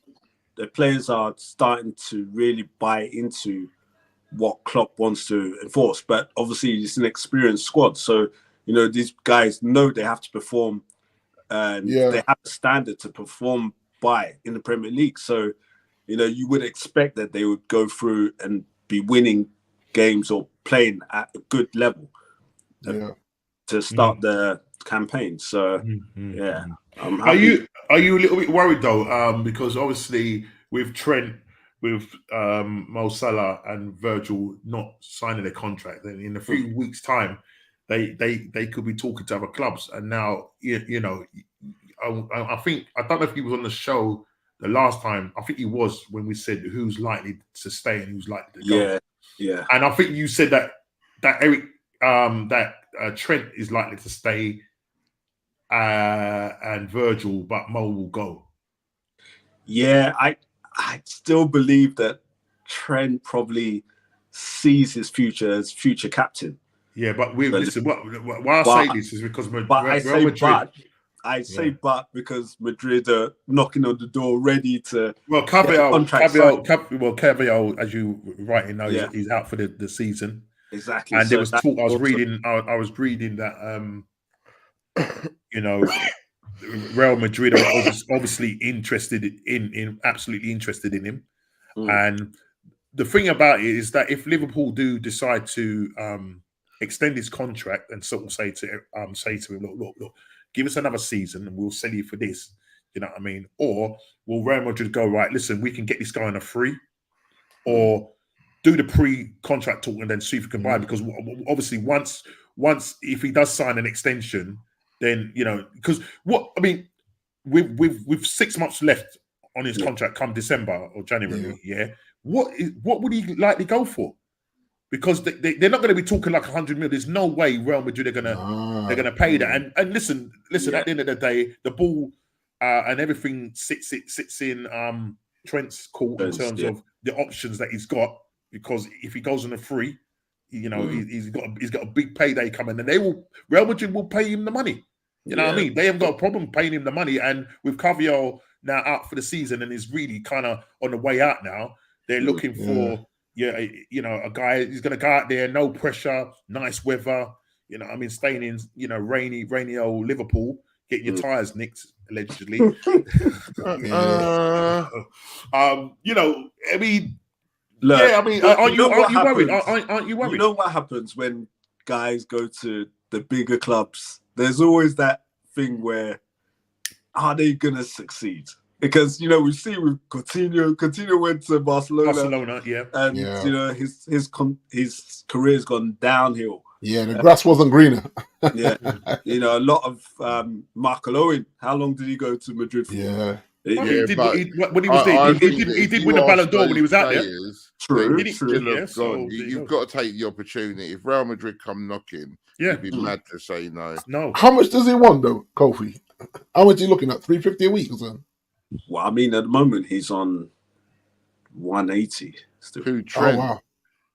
Yeah. Trent's on 180. Yeah, Liverpool could drop a like 250 on him with a bonus and give him the captain's armband. Surely, I think he would want more than 250. D. You think? Yeah, maybe. Yeah, maybe. What, if you're looking at De Bruyne on them mans, but them mans are on peas in it. You know what I mean? If you're looking across the northwest and seeing De Bruyne and but Haaland on that money, he's a big. Is he as important to Liverpool as De Bruyne is to City? Oh yeah, he probably is. Yeah, he probably is. Yeah, definitely. Yeah, I think he probably is. Because remember, he plays as a inverted fullback where he joins midfield and he's very creative. He's accurate with what he does. He's got a shot. Okay, he's not the best defender in the world, but I don't think he needs to be in that system. So you look at that and say, how much does it cost to replace him? That's what you're going to look at it. How much does it cost Liverpool to replace a player they currently have in their squad and performs on a consistent level? That's how you have to. I think that's how I look at it now. If I was the businessman of FFG and the Liverpool board, I'd say, okay, he goes for a free. We made no money on him. Now we need to replace him. Unless they got a wonder kid, Trent 2.0, playing in the academy or the reserves, then I think that's a realistic conversation. You got that young fella in it, Bradley, but Bradley. He just doesn't have that passing range and ability to unlock defenders from the position that Trent sits at. Yeah. You know? Yeah. So it will be, if he does go, it's going to be a massive hole to fill. But 100%, because to get somebody of his level, and there's not many you know, how many good right backs are there out there? Yeah, exactly. Do you know what I mean? And that could do what Trent does. You know what I mean? Because what he does, you know, in terms of, you know, his passing range and you know, his creativity. Like he's got passing range, shot. He's got a shot on him. He takes the free kicks. You know what I mean? This guy covers a number of things. Free kicks, corners. I mean? And as you say, what's this? Jay said he's a family man. Not sure he would want to move away from his mum, etc. Listen, stop gaslighting this man. Yeah, he's not a mummy's boy, DJ. Come on, get out of here. How old is Trent? 25. No. He's about 24, 23, 24. He's still young. Lad that's still at home. Jay, how old is Trent? Come on, your favourite player. How old is he? Or is he? I don't know if he's your favourite player. Trent's like 25, 26. Is it? But is he 25? That's what I was thinking. 25. Yeah, 25. I don't think he's. I don't think he's 26. Maybe 25. About 25. I think. Yeah. 25. So he just had his birthday. Still young. Yeah. So he's like at the peak. When I say, this next contract. It's a big deal for him, isn't it? Yeah, and that's the kind of age Real Madrid, they like their Galactico. Yeah. He'd be a Galactico, man. Is he a guaranteed starter at Madrid, though? Yes, he is, 100%. Yeah. 100%.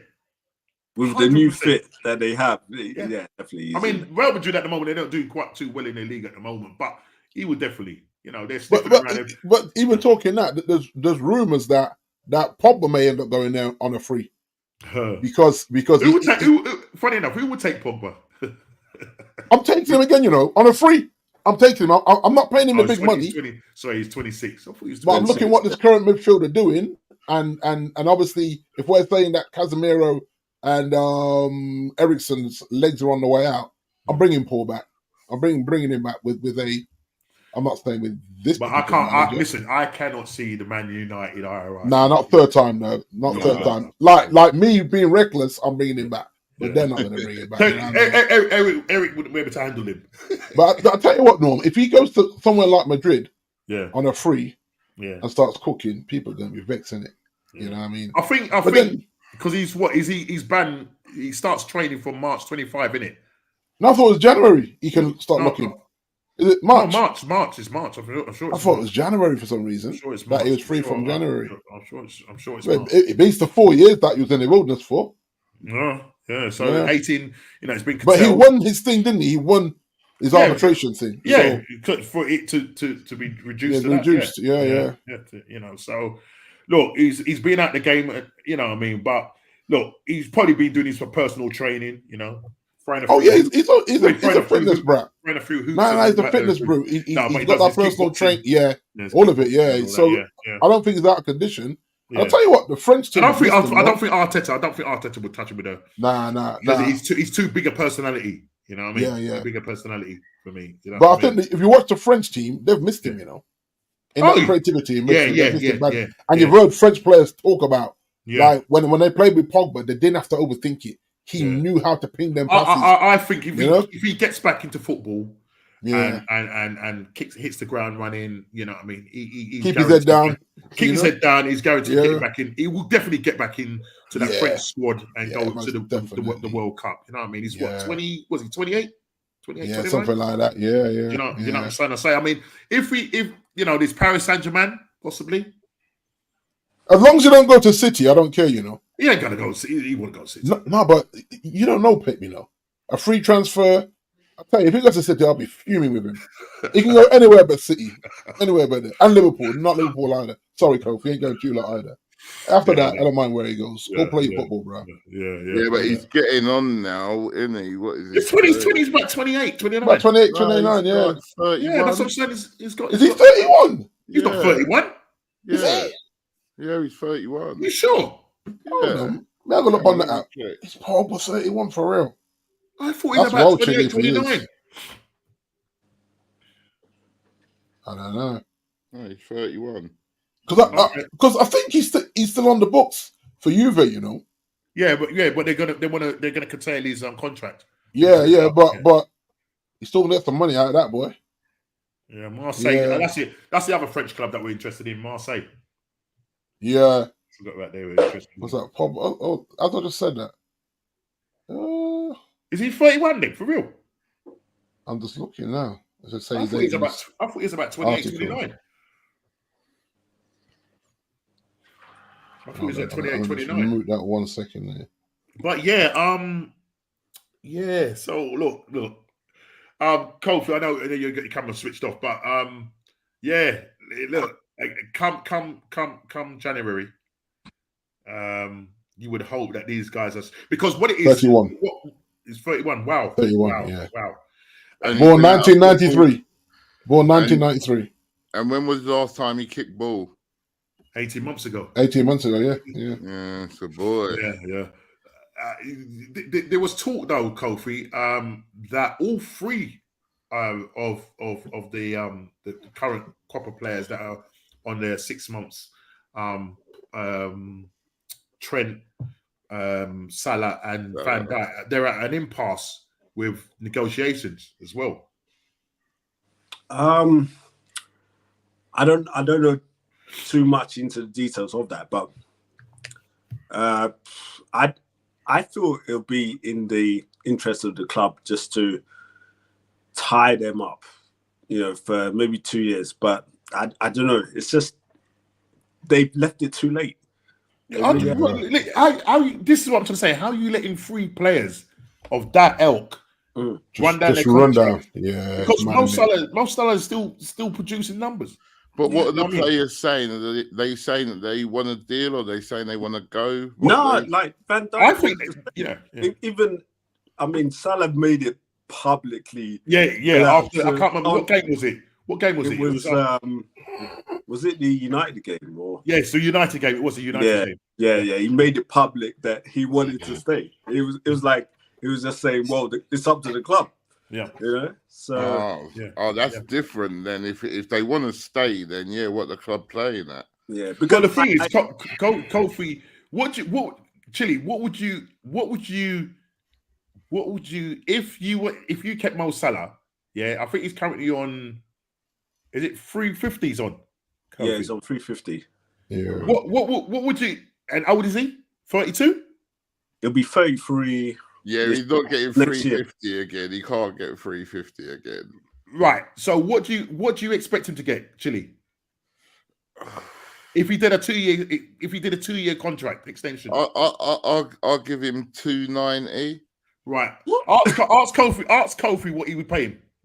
What would you pay him, Kofi? Oh, well, if he's on Kofi, come on right now, I've got it up. You can't even say it. I've got it on a stream. I said 400. What? Yeah, man, look at De Bruyne. Are you mad? How much is De Bruyne on? I know, but is he 32 and... Yeah, but De Bruyne's kicking on and he's had injuries every year. Mm-hmm.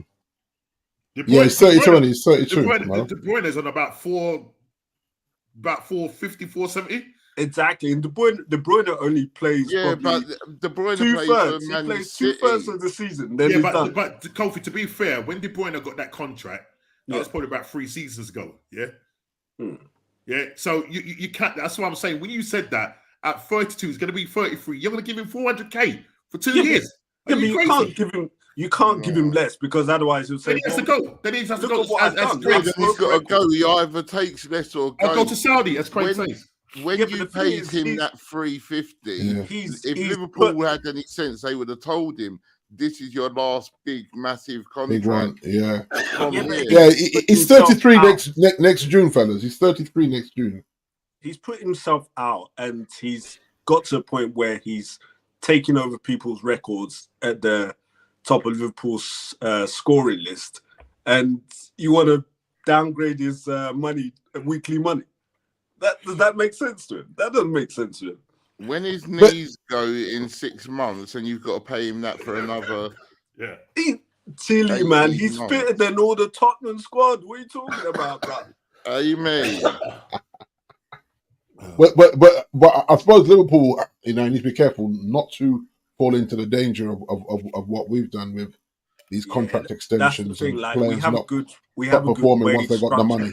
Yeah, we have a good wage structure, and I don't think the hierarchy of Liverpool want to be going down that route and breaking it for every player that wants a new contract, because they're all looking at the situation like, I want more. They've just tried to negotiate. Konate's, Luis Diaz, and there's a lot of them they want to tie, for the foreseeable future. So, yeah. And I think, just what Craig said here, I think if Mo goes to the Saudi league, they're dropping 400 bag on him a week. Probably even more. No. Because he's getting about 500. I'm telling you now. Yeah, but that's what I said. At least 400. What is with Ronaldo on? Come on, what is Ronaldo on over there? I think it's 600, isn't it, or something? Right, well, it's 6 something. Yeah, right. Yeah. Mo will get 5. Solid. Yeah. Remember, he's a Muslim brother as well. He's a Muslim brother. I was just going to say that they really want him because he's a Muslim. He's going to be the poster boy. He's going to be the poster boy. Yeah, of course. You know what I mean? He got the new reinvented hairline. Everything. Ronaldo's smashing it out there, but before that, he was starting to go downhill in the big European leagues, whereas Salah's still doing it. Yeah. He's cutting it. Yeah, he's still cutting it for Liverpool. I'll just say there's 3 key players there. Now, as I said, out of those 3, you're probably saying that Trent and Van Dijk stays and Mo goes. But then Liverpool are treading dangerously, though. Van Dijk's going to be 34. Wow. So he's, how long is his legs going to go? Where would he go? Would you think he'll go to Saudi as well? Everyone's got to go Saudi. He'll go America, I think. I think Van Dijk will go back to probably take a role in the Dutch. If I was a big name, I'd go Saudi for a year or 2. Yeah, earn the money. Just suck it all up and then retire. Retire my whole family and then, call it a day. That's it. And here's your million. Here's your million. Yeah, that's here's it. your million. I can all go quit your jobs now. You know what I mean? I don't want to hear nothing more from that's you. what I can imagine. I can imagine Big D in his house. Oh, yeah. Just sign it off. How much? Just sign it off. Another knock on the door. Who's this? My long lost cousin from where? Okay, yeah. I'll tell you what, because I don't really. I'll have all them Jamaican cousins flying over. British Airways, mate. Knocking on the front door. He's a 500K, yeah. You can't put me up, cuz. You'd be like Mr. Thank You on Instagram. You know that one? That brother just giving out money. You know that one? You see the guy that just rolls up in the car and just start asking you stuff and just gives you 500 grand just like that. I just wish they would just roll up on me. I live in Hampshire, man. Come and check me out, man. You know no one just roll past my gate. But just talking about America though. Listen.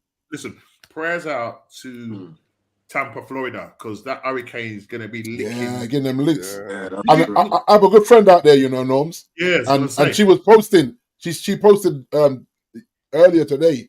She was driving down and you could see it brewing, man. Like the grayness. I say, because they had the like martial law. They had another one before. Yeah, But this one is a category apparently. That's what they're saying. But they had where they send out the truck, the National Guard basically, just asking everybody just grab what is necessary and get gone. Yeah. Like just get on the interstate and keep driving as far north as possible out of Florida.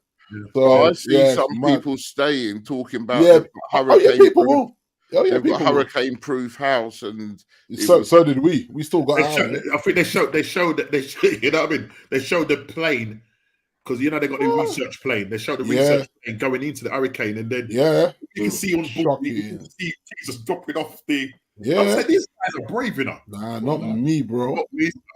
You know what I mean? You know the typical black man. You know them horror films. I mean, they obviously paid them a lot of money to do that madness, Norm. But you know them horror films, guys. Yeah, have you ever sat down and watched the horror films, right? And as a typical black man, and you listen. I'm staying with the bunch. I'm staying with the group. I ain't going down, walking down no road. Exactly. Find out who's in there. No, sir. Safety in numbers. You know what I mean? No, sir. But so these guys, they like to take the risk. That's them. You know what I mean? But not me, sir. You know what I mean? But it is what it is. But look, I'd already be gone. The house would have been abandoned long time. How you mean? Listen, that's what I'm saying. Why are you hanging about? Oh yeah, I'm just gonna stay here. Just hopefully it will pass. Nah. And a lot of the houses, from when I lived out there, a lot of the houses are built with the shutters. Yeah. So you put all your shutters up, and you get gone. That way, the worst case scenario, you lose your roots. That's it. You go D. You don't put them there and then stay there. You put your shutters up and you get gone, and you say, so hopefully, you know if the house is standing. When you was out there, when you lived out there, did you? Yeah. You didn't experience any hurricanes, did you? No, just aftermaths. Like so there was a hurricane that hit Key West, which is what 40, no, maybe about 50 miles south of where we were, and Key West got tore up. And I said, if it comes further up to us in Fort Lauderdale, we've got to get gone, and that just means jumping on Florida Turnpike and heading north, just pressing towards Georgia. You know, the ones trying to outrun a storm. It's craziness. Wow. Craziness. Not good. Same in St. Lucia as well. We had a few close calls in St. Lucia where the aftermath just caused flood damage and landslides rather than the direct hit. So I've experienced it twice. There you go. Winds up to 165 miles an hour. That's insanity, you know. That's taking your roof off. That is. Yeah, for sure. Oh man, do you remember those days? Christmas. Look what happened to Dorothy in the Whistle. Click those right, you know that one. The Wicked Witch of the what? The West. Oh man, but you're bringing back memories there, hey man. Yeah, listen. I only have a heart. What was that? The Scarecrow. Yeah, courage. That was the line. Hell's going on with this show?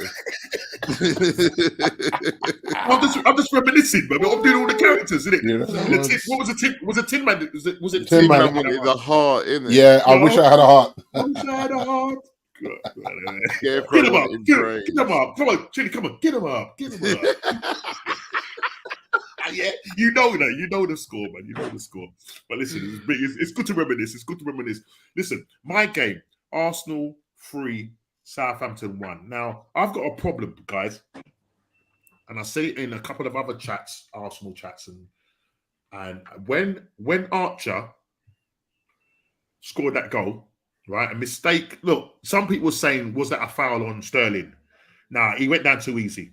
Right? For a start, yeah, when I saw the lineup, I'm thinking, you're playing Party at right back.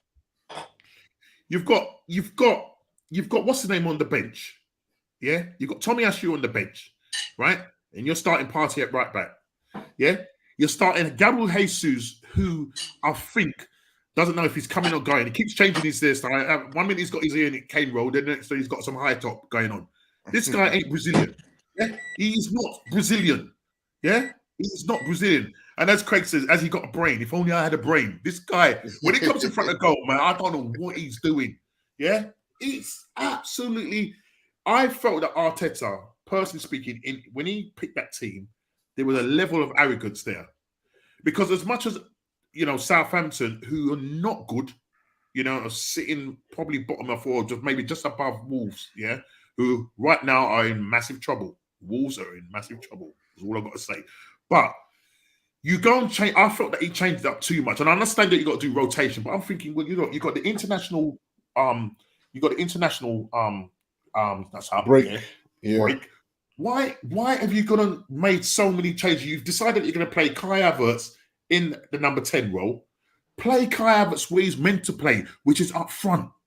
Yeah? Yeah. It's too arrogant. And the thing about it, he only made the changes when we went 1-0 down. As soon as he brought on Martinelli, as soon as he brought on Trossard, the level stepped up. And that's what you were saying earlier on, Chili, that sometimes when you make changes from the bench, where's Man City? They make a change. You don't see the level drop. Yeah. Now, we started with Sterling, who still, I feel, hasn't hit the ground really. I've leveled that now. I've tapped out on. I've given this guy a chance. I've tapped out on Jesus now. Right? It's not. Yeah. He needs. Listen, somebody. I think Palmeiras was one for football team came in for him because their windows just opened or. Move him on in January transfer window. Move him on. Listen, honestly, you know what I mean. But some people say, well, you can't get rid of him now. He brings a different thing to the. No, you don't. You're meant to be a number 9. You're meant to be a number 9. Nah. You know what I mean? And I'm not saying that it would have cost us. I knew we would have gone on and won that game, but why go for all that? You know what I mean? You know what I mean? Because the first half, we the first 15 minutes of that game, we should have been at least 3-0 up. The goalkeeper made some saves and whatnot. You can't be doing that. that first half, he said that first half after they needed to stop with this. Yeah, risk nonsense. And he started at a double pivot at home. He's playing a double pivot of Jorginho and Declan Rice. Yeah.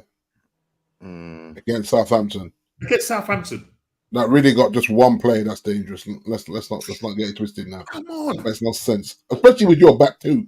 With your centre backs. There's no need for that, is there? Yeah. Against Southampton. But maybe that's what he wants. He just wants to make sure that you don't concede.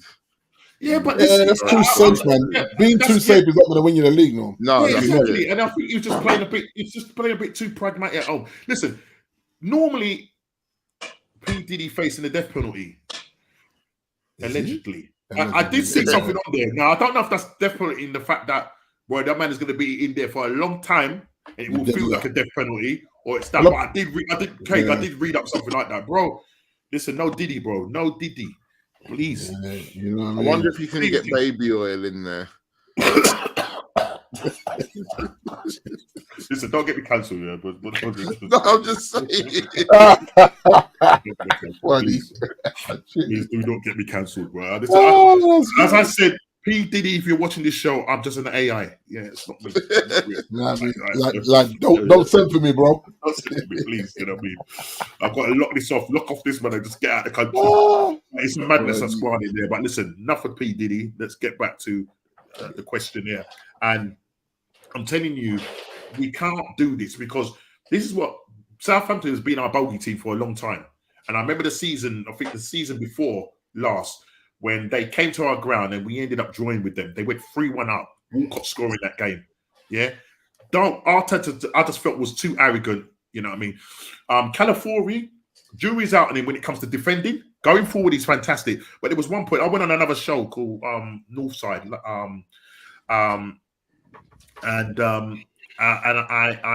He opened up the lines and chats for us to come on and that. So I went on them and put my views over. Big up to Northside. If you don't know about him, go over and subscribe to the brother. When I see Calafiori, playing as this inverted, he's actually, I went to check him out. When he played for Bologna, he played the majority of the time as a left-sided centre-back.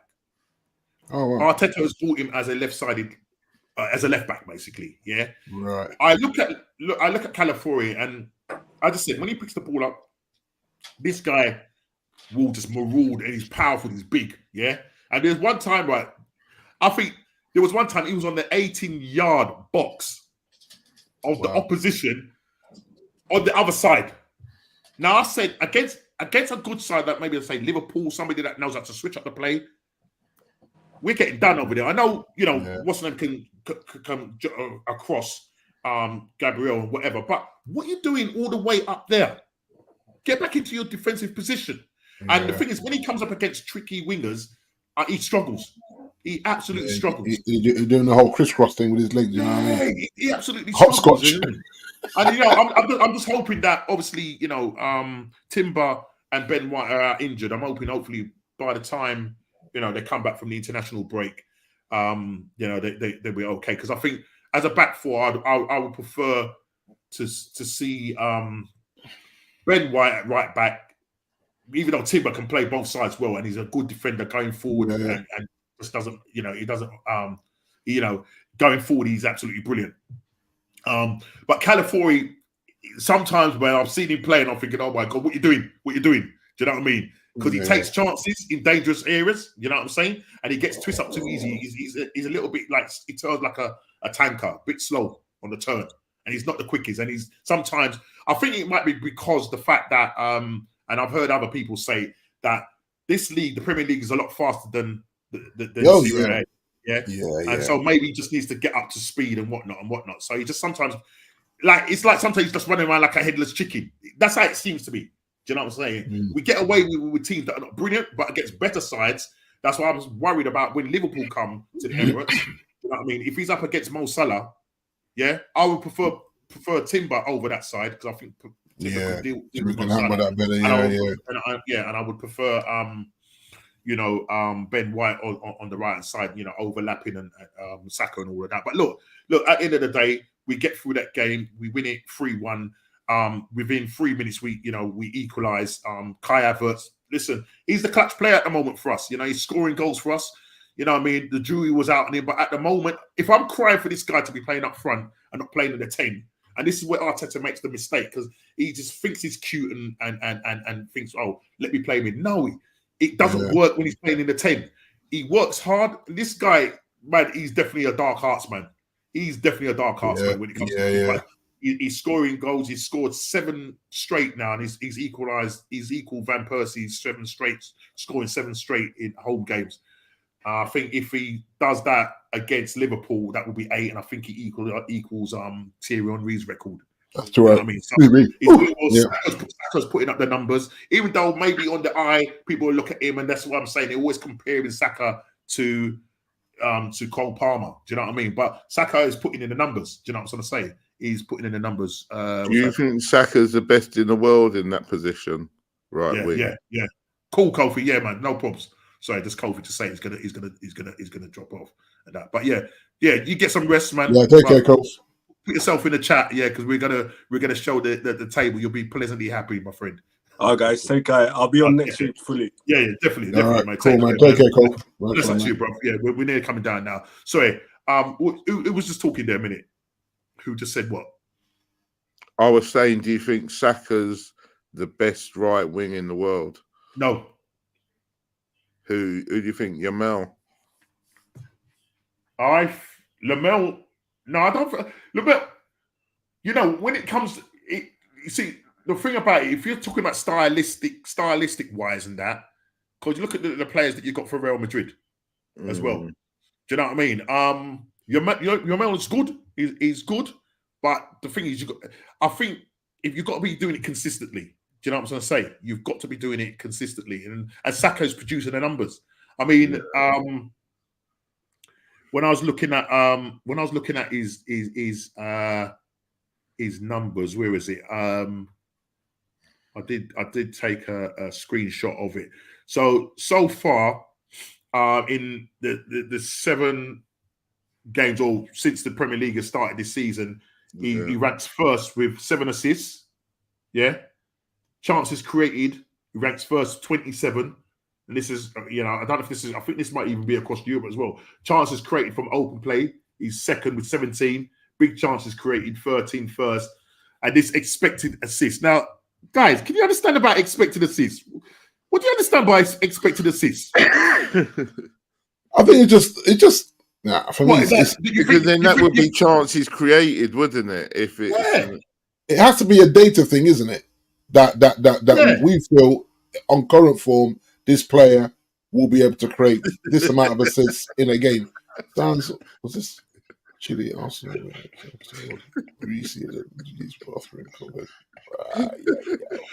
Allegedly, Craig. Allegedly, allegedly.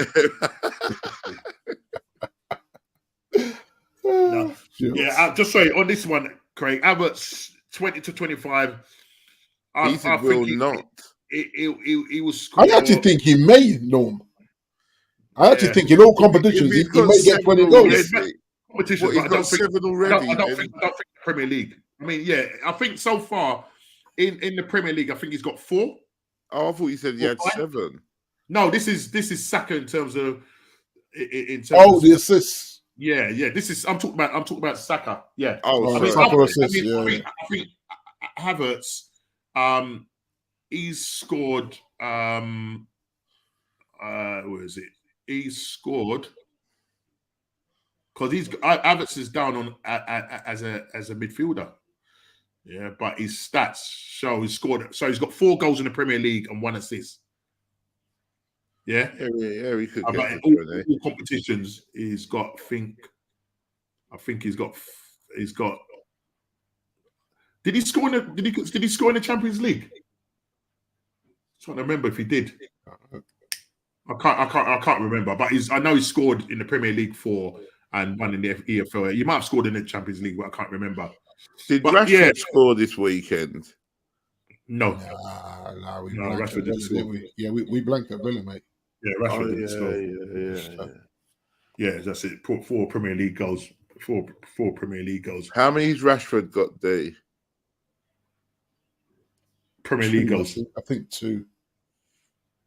Or was one in the cup. I know he scored 2 in the cup against. He scored two in the cup. Barnsley. Yeah, he scored 2. He scored 2 in the cup. I'm going to say 1 or 2 in the league, because I have to remember we're -3, Chile. We're not scoring again. You're doing what you done last season. Remember last season when you kept on saying how we buy this? Yeah. Okay. Yeah. Well, listen, that's a lovely segue into these. This was the last. Do we have to? We do have to, my friend. It's for your mental health. It's for your mental health. Now, I've said this. I've asked this question: Is it a psychological or tactical problem with the players, with Eric Ten Hag's future hanging in the balance?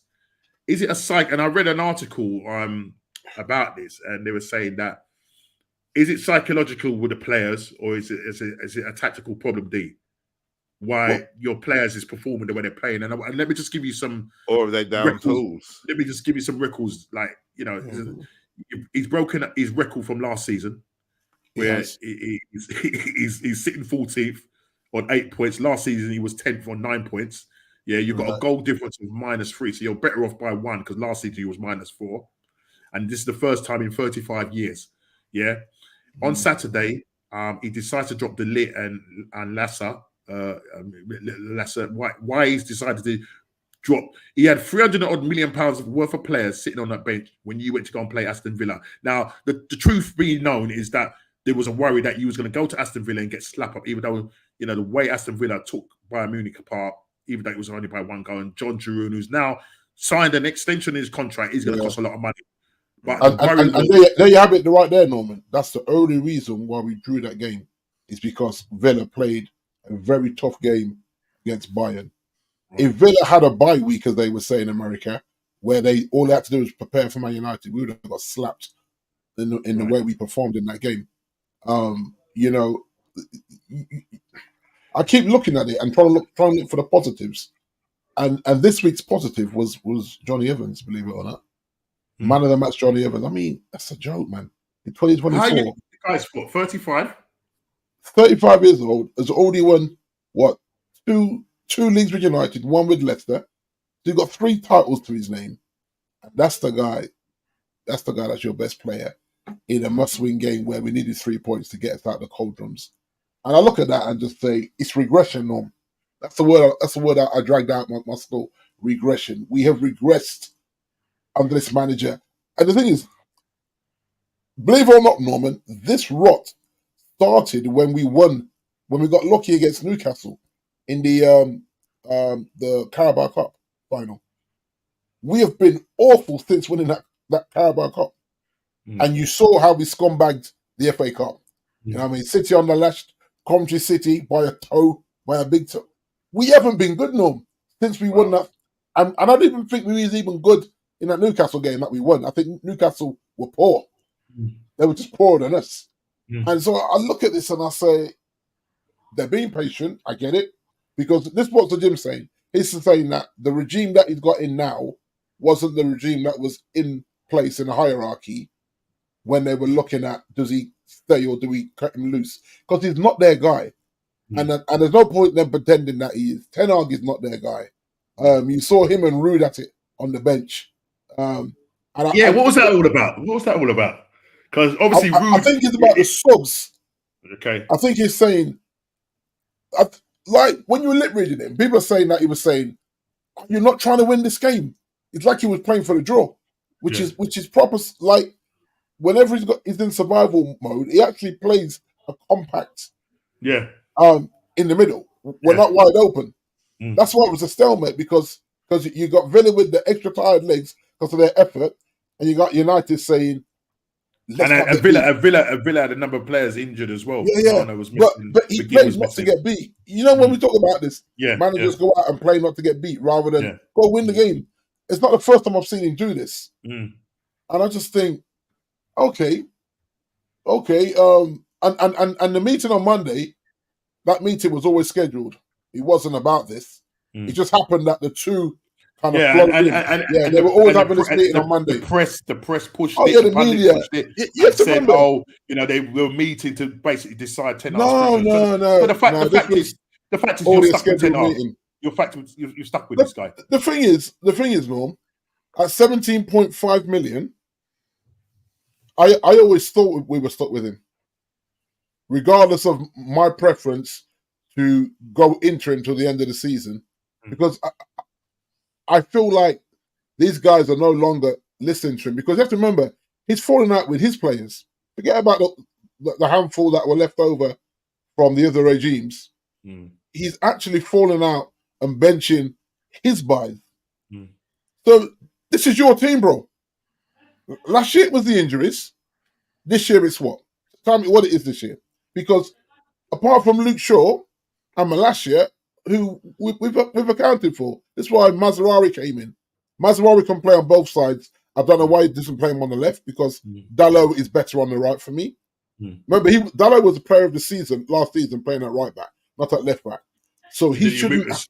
He shouldn't have to sacrifice his position for the new guy. The new guy who actually can play either side, he plays on the left. But and he doesn't know his best team still, Norman, either. So all what I'm saying to rest Kobe, he doesn't rest Kobe until Kobe gets injured. It's like, you know what you're doing, mate. And maybe it's just too big for him. Maybe he thought he could handle it, but in reality, so you don't. So is it for you? Is it a tactical problem? Because some people are saying it might be a psychological problem with the players. Because as soon as they go down, or like in the case of Porto, for listen 2-0, you're thinking, we got this sewing up. But as soon as they scored, you know what I mean? It's like I was watching Saeed's stream. And the man was having a go at Faz. Stop eating the Biryani. Oh yeah, he was eating the Biryani. And the thing is that I did wonder if Saeed did that whole thing for clickbait. It felt very clickbaitish, because it was cool with him. He said, "Oh, that smells good. That looks good. That smells good." And then suddenly, when we went 3-2 down, he said, "We're losing. Why you?" He just went nuts. It was funny. It was funny. So my man was sitting there going, "Bro, what happened there? What did I miss?" You know, but it's.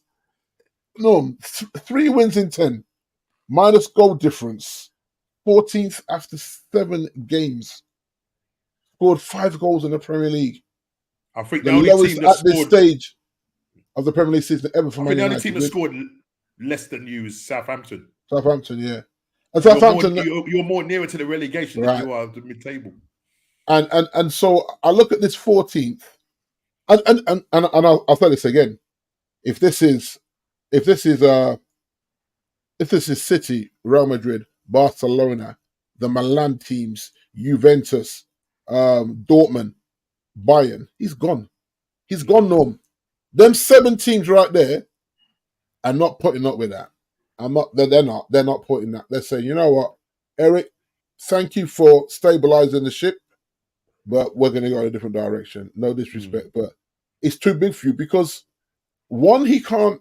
That's the other thing. He can't relate to the press. He doesn't have to give a press conference without losing his mind. That's not what confidence. If I can't communicate, there's no point me coming on here to say I'm going to join Norman on Norm's Key TV if I can't communicate simple. Yes, it's his second language, but if you struggle in a press conference, imagine him on the training field. He must be awful. And I think this was the whole point of Ruud coming in. But clearly, you saw on Saturday, he's not listening to Ruud. Ruud's showing him that, oh, hold on, don't do this. Don't play for the draw. They're tired. He's not having it. I don't want to take any risks. That's why look, I'm saying, I don't want to take any risks. Yeah, and he seems quite calm as well about the fact that when he was asked the question, he was quite calm that, you know, I think he's always in talks with the hierarchy. Yeah. He ain't going to lose his job. He believes that they're backing him. And it looks so right now at the moment that is the case, because I think people was waiting for an answer based on the fact that this meeting that was always been scheduled.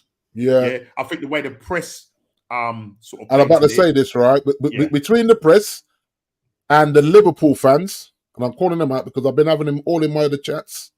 The Liverpool fans have been gaslighting. Oh, why would you want to sack Ten Hag? But no one's come out from the club to say that they're sacking him. This is all the media. A bit like what they did when they wanted Mourinho gone, when they wanted Louis van Gaal gone. The media pushed the agenda and rolled up the fans. And I think that's what they're trying to do now. So now for me, your fans now are it's toxic. Yeah.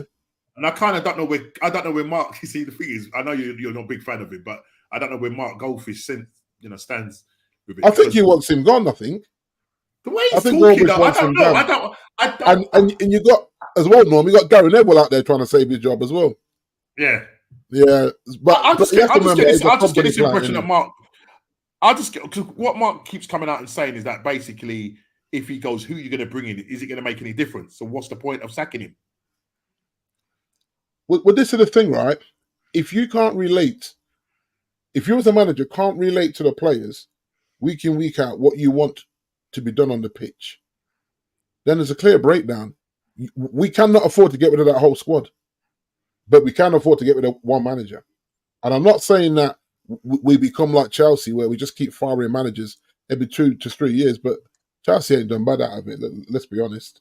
In the last 20 years, Chelsea haven't been a shocker of a team, and they've probably gone like 9 or 10 managers in 20 seasons or whatever, maybe a bit more.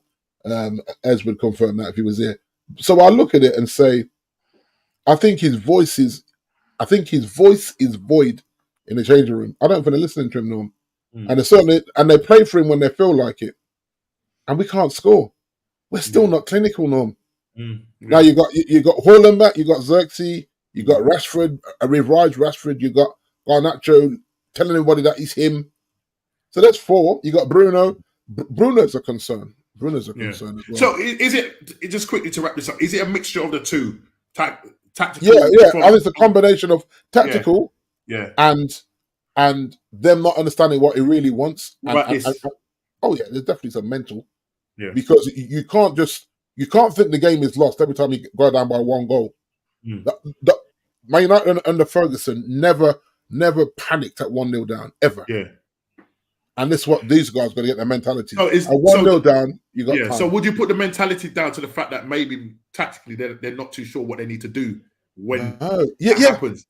So it's almost like a combination of the two, and because they're not too sure what they're meant to do and where they're meant to be playing and what they're meant to be doing in terms of their positioning and all of that. Well, you said it with Kobe. Yeah.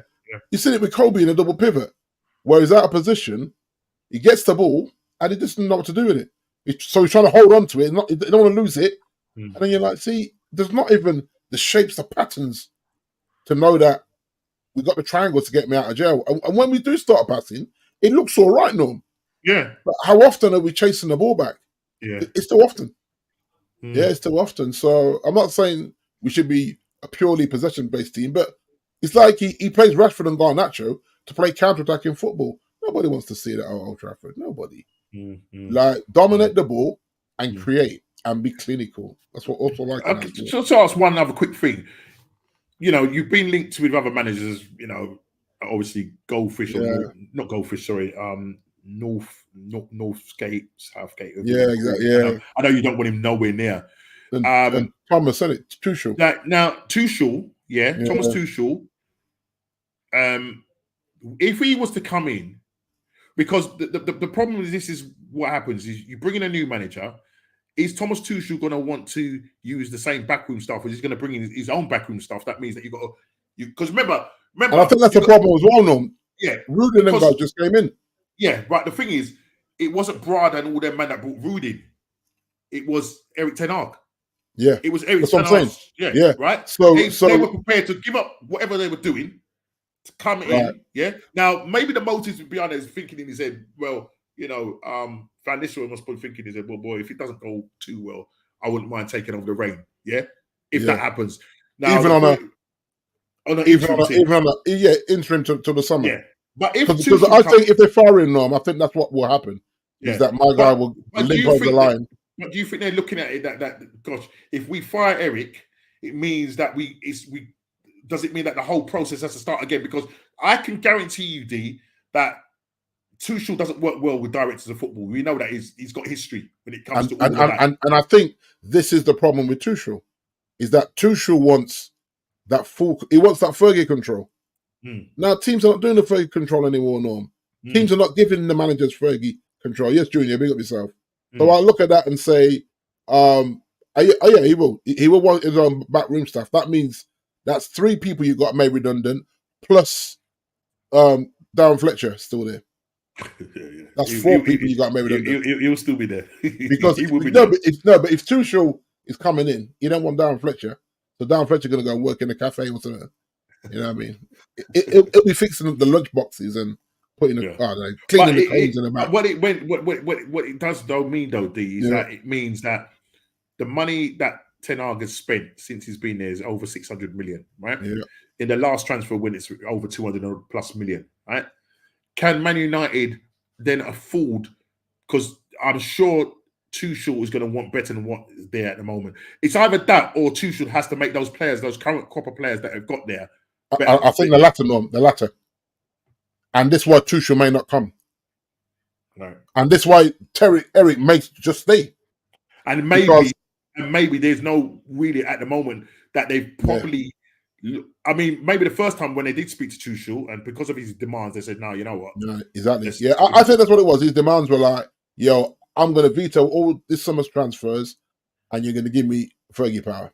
And they said, "Nope, we put a team in place of director of football and technical director and all these." Any potential manager, if they do approach any potential manager, because at the moment, as it stands, he's in a job. Yeah, Eric is in a job. That's what. Yeah.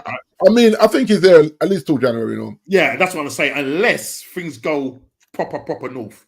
Then if by Christmas we're in the bottom three, he's gone. Yeah, he's gone. But then Rude comes in for 6 months.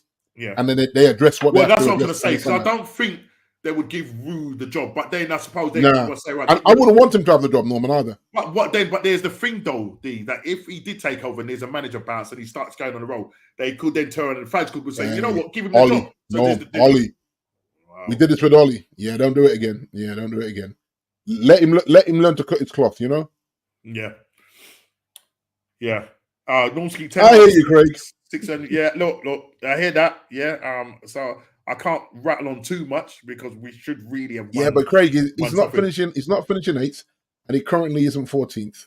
A lot of people will say, and a lot cup runs are cup runs, Norms. Yeah, cup runs are. I mean, you're a cup team. Yeah, you're a cup team. Yeah, exactly. And every time he gets any chance that Eric Ten Hag gets to say, "I've won 2 cups," he'll get that in. Yeah, it's boring. It's boring. As bad, you know. And you'll say, "Oh, well, it's embarrassing, actually." No, he'll say, "Oh, well, I did get free, because you know he does this. And I get free. His eyes are tearing out because I get. What are you talking about? I get free clean sheets, right? Free clean sheets. But where's he got? It's almost like excuse after excuse after excuse, and it's almost like it's never his fault. Well, he's got 4 clean sheets now. That's what he's got 4 clean sheets. Yeah. And it's almost like, well, you know, and I think you mentioned it that if the team does bad, it's their fault. If they do well, then he wants the credit. Yeah, you know, he wants. I think you got to own all of it now in football. Yeah, and that's the coach and the players. Yeah, like for me. As a fan, I don't want you apologizing on social media. Allow it. Go fix it on the pitch the next week. That's why I'm tired of the so-called superstar players that we have. Like all on social media, apologize. No, don't apologize to me. Go apologize on the pitch. Go win a game and finish your dinner. All of you.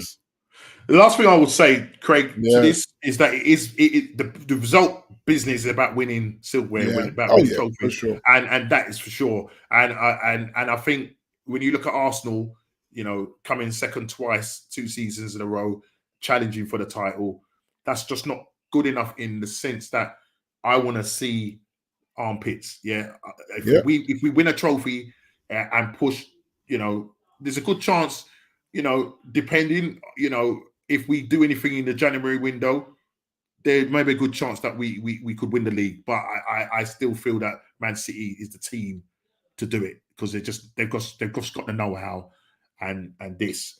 But I want to see us going out and winning some kind of trophy because we have not won one in 5 years. Yeah. Arteta's been.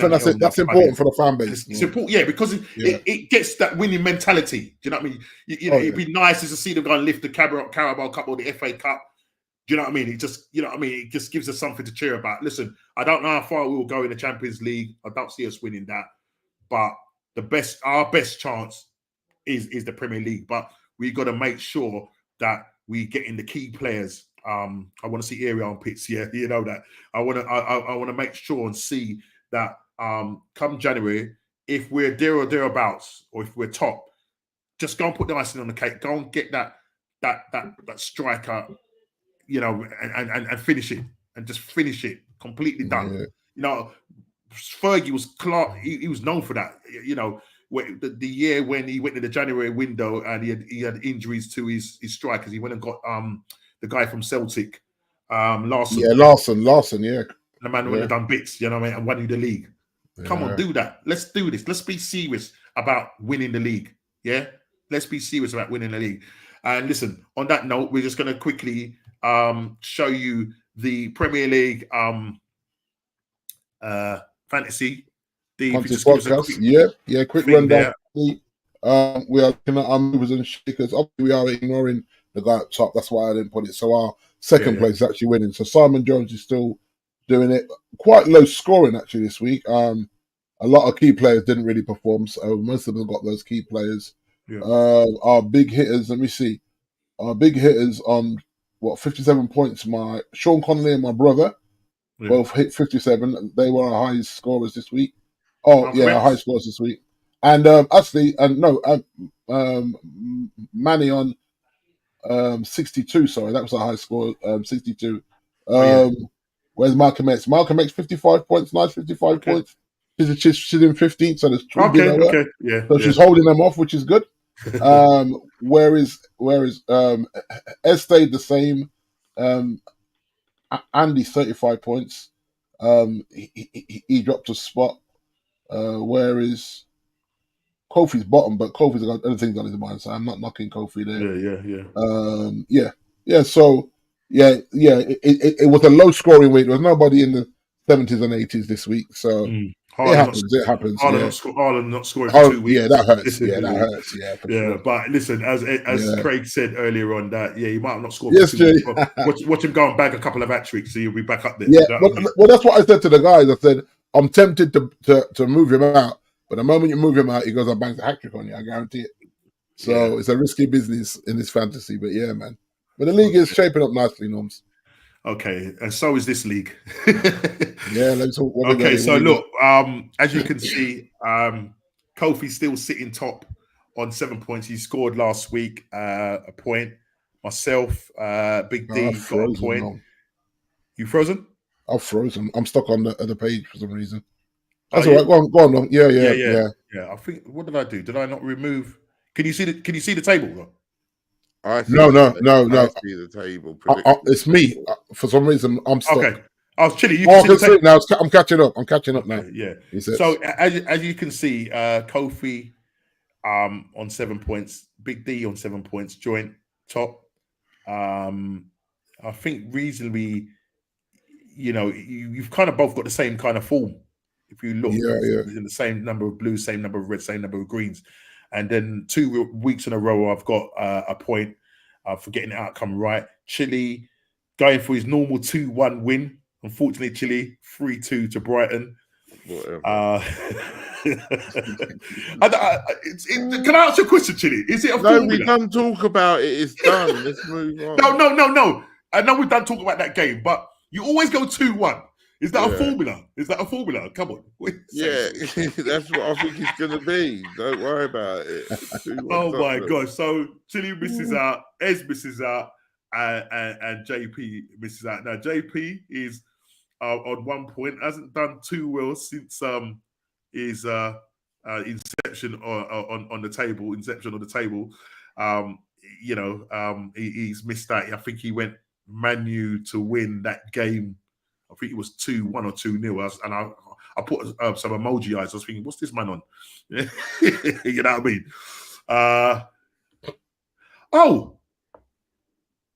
You know what, Craig? I thought it was the I thought he was going to let.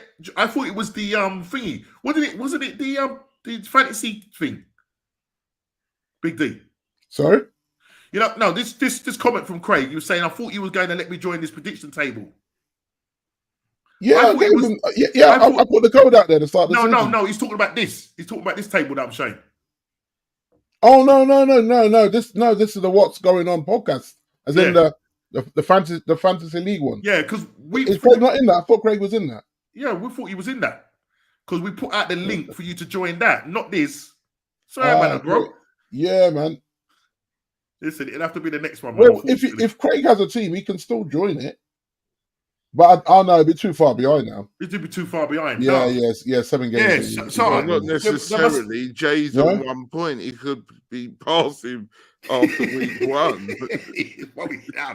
Oh, right, yeah. It's giving Jay a head start. Listen, I'll have to persuade my son to add another person. It was bad enough trying to persuade him for a year to add Jay. Do you know what I mean? So it is what it is. But the fantasy, I thought it was the fantasy Premier League. Yes, so did I. That's why I put it out there in the group chat and on the live shows. Yeah, on the live shows. I thought you joined that one, Craig. Apologies for that, brother. You know what I mean? Because Scott from the Future's in that one, no. Yeah, that's right. Yeah, that's right. So listen, it is what it is, man. Sorry about that, bro. But yeah, so as you can see, the table is sort of fixing up nice. I still can't see it for some reason. I don't. You can't see it. Yeah, it's doing its own thing. This my end. This is norm, not your end. Yeah. My end doing a foolishness. Yeah. So listen, it's all good. It's all good at top. Jay, better get ready, because man, whatever that forfeit is going to be, man, he needs to start fixing up. You know what I mean? So when he does watch the replay of this, yeah. Only 1 point gain, so he's in proper Southampton territory or Wolves territory at the moment. You know what I mean? So it is what it is. But listen, people, thank you. It's a bit of a long show this week, but we had a lot to talk about. Thank you for those that stay with us in the chat. Thank you for all your contribution. Before you go and leave out, hit that like button, smash that like button, subscribe and share it around to all your friends, your colleagues, and all of that. And we go again next week. Listen, it's International Week, so the content tends to be a bit light. But look, I'm sure that we're going to find something to talk about. We won't be talking about P. Diddy. Yeah, it's going to be all football related. We won't be talking about the Wizard of Oz and me doing my impressions. Yeah, we want it to be football related. I'm sure there's going to be things coming up this week, so we'll see what happens. I just pray and hope that Saka and any of our Arsenal players that are on international duty do not end up getting whoever loses has to wear a full Arsenal kit. Boy, that's going to take some persuasion, man. You know what I mean? You know what I mean? But listen, it's been a pleasure. It's been an honor. Really enjoyed your company. Please, as I said, before you go, hit that like button, subscribe and share. And people, we're out of here. Take care and God bless. See you later.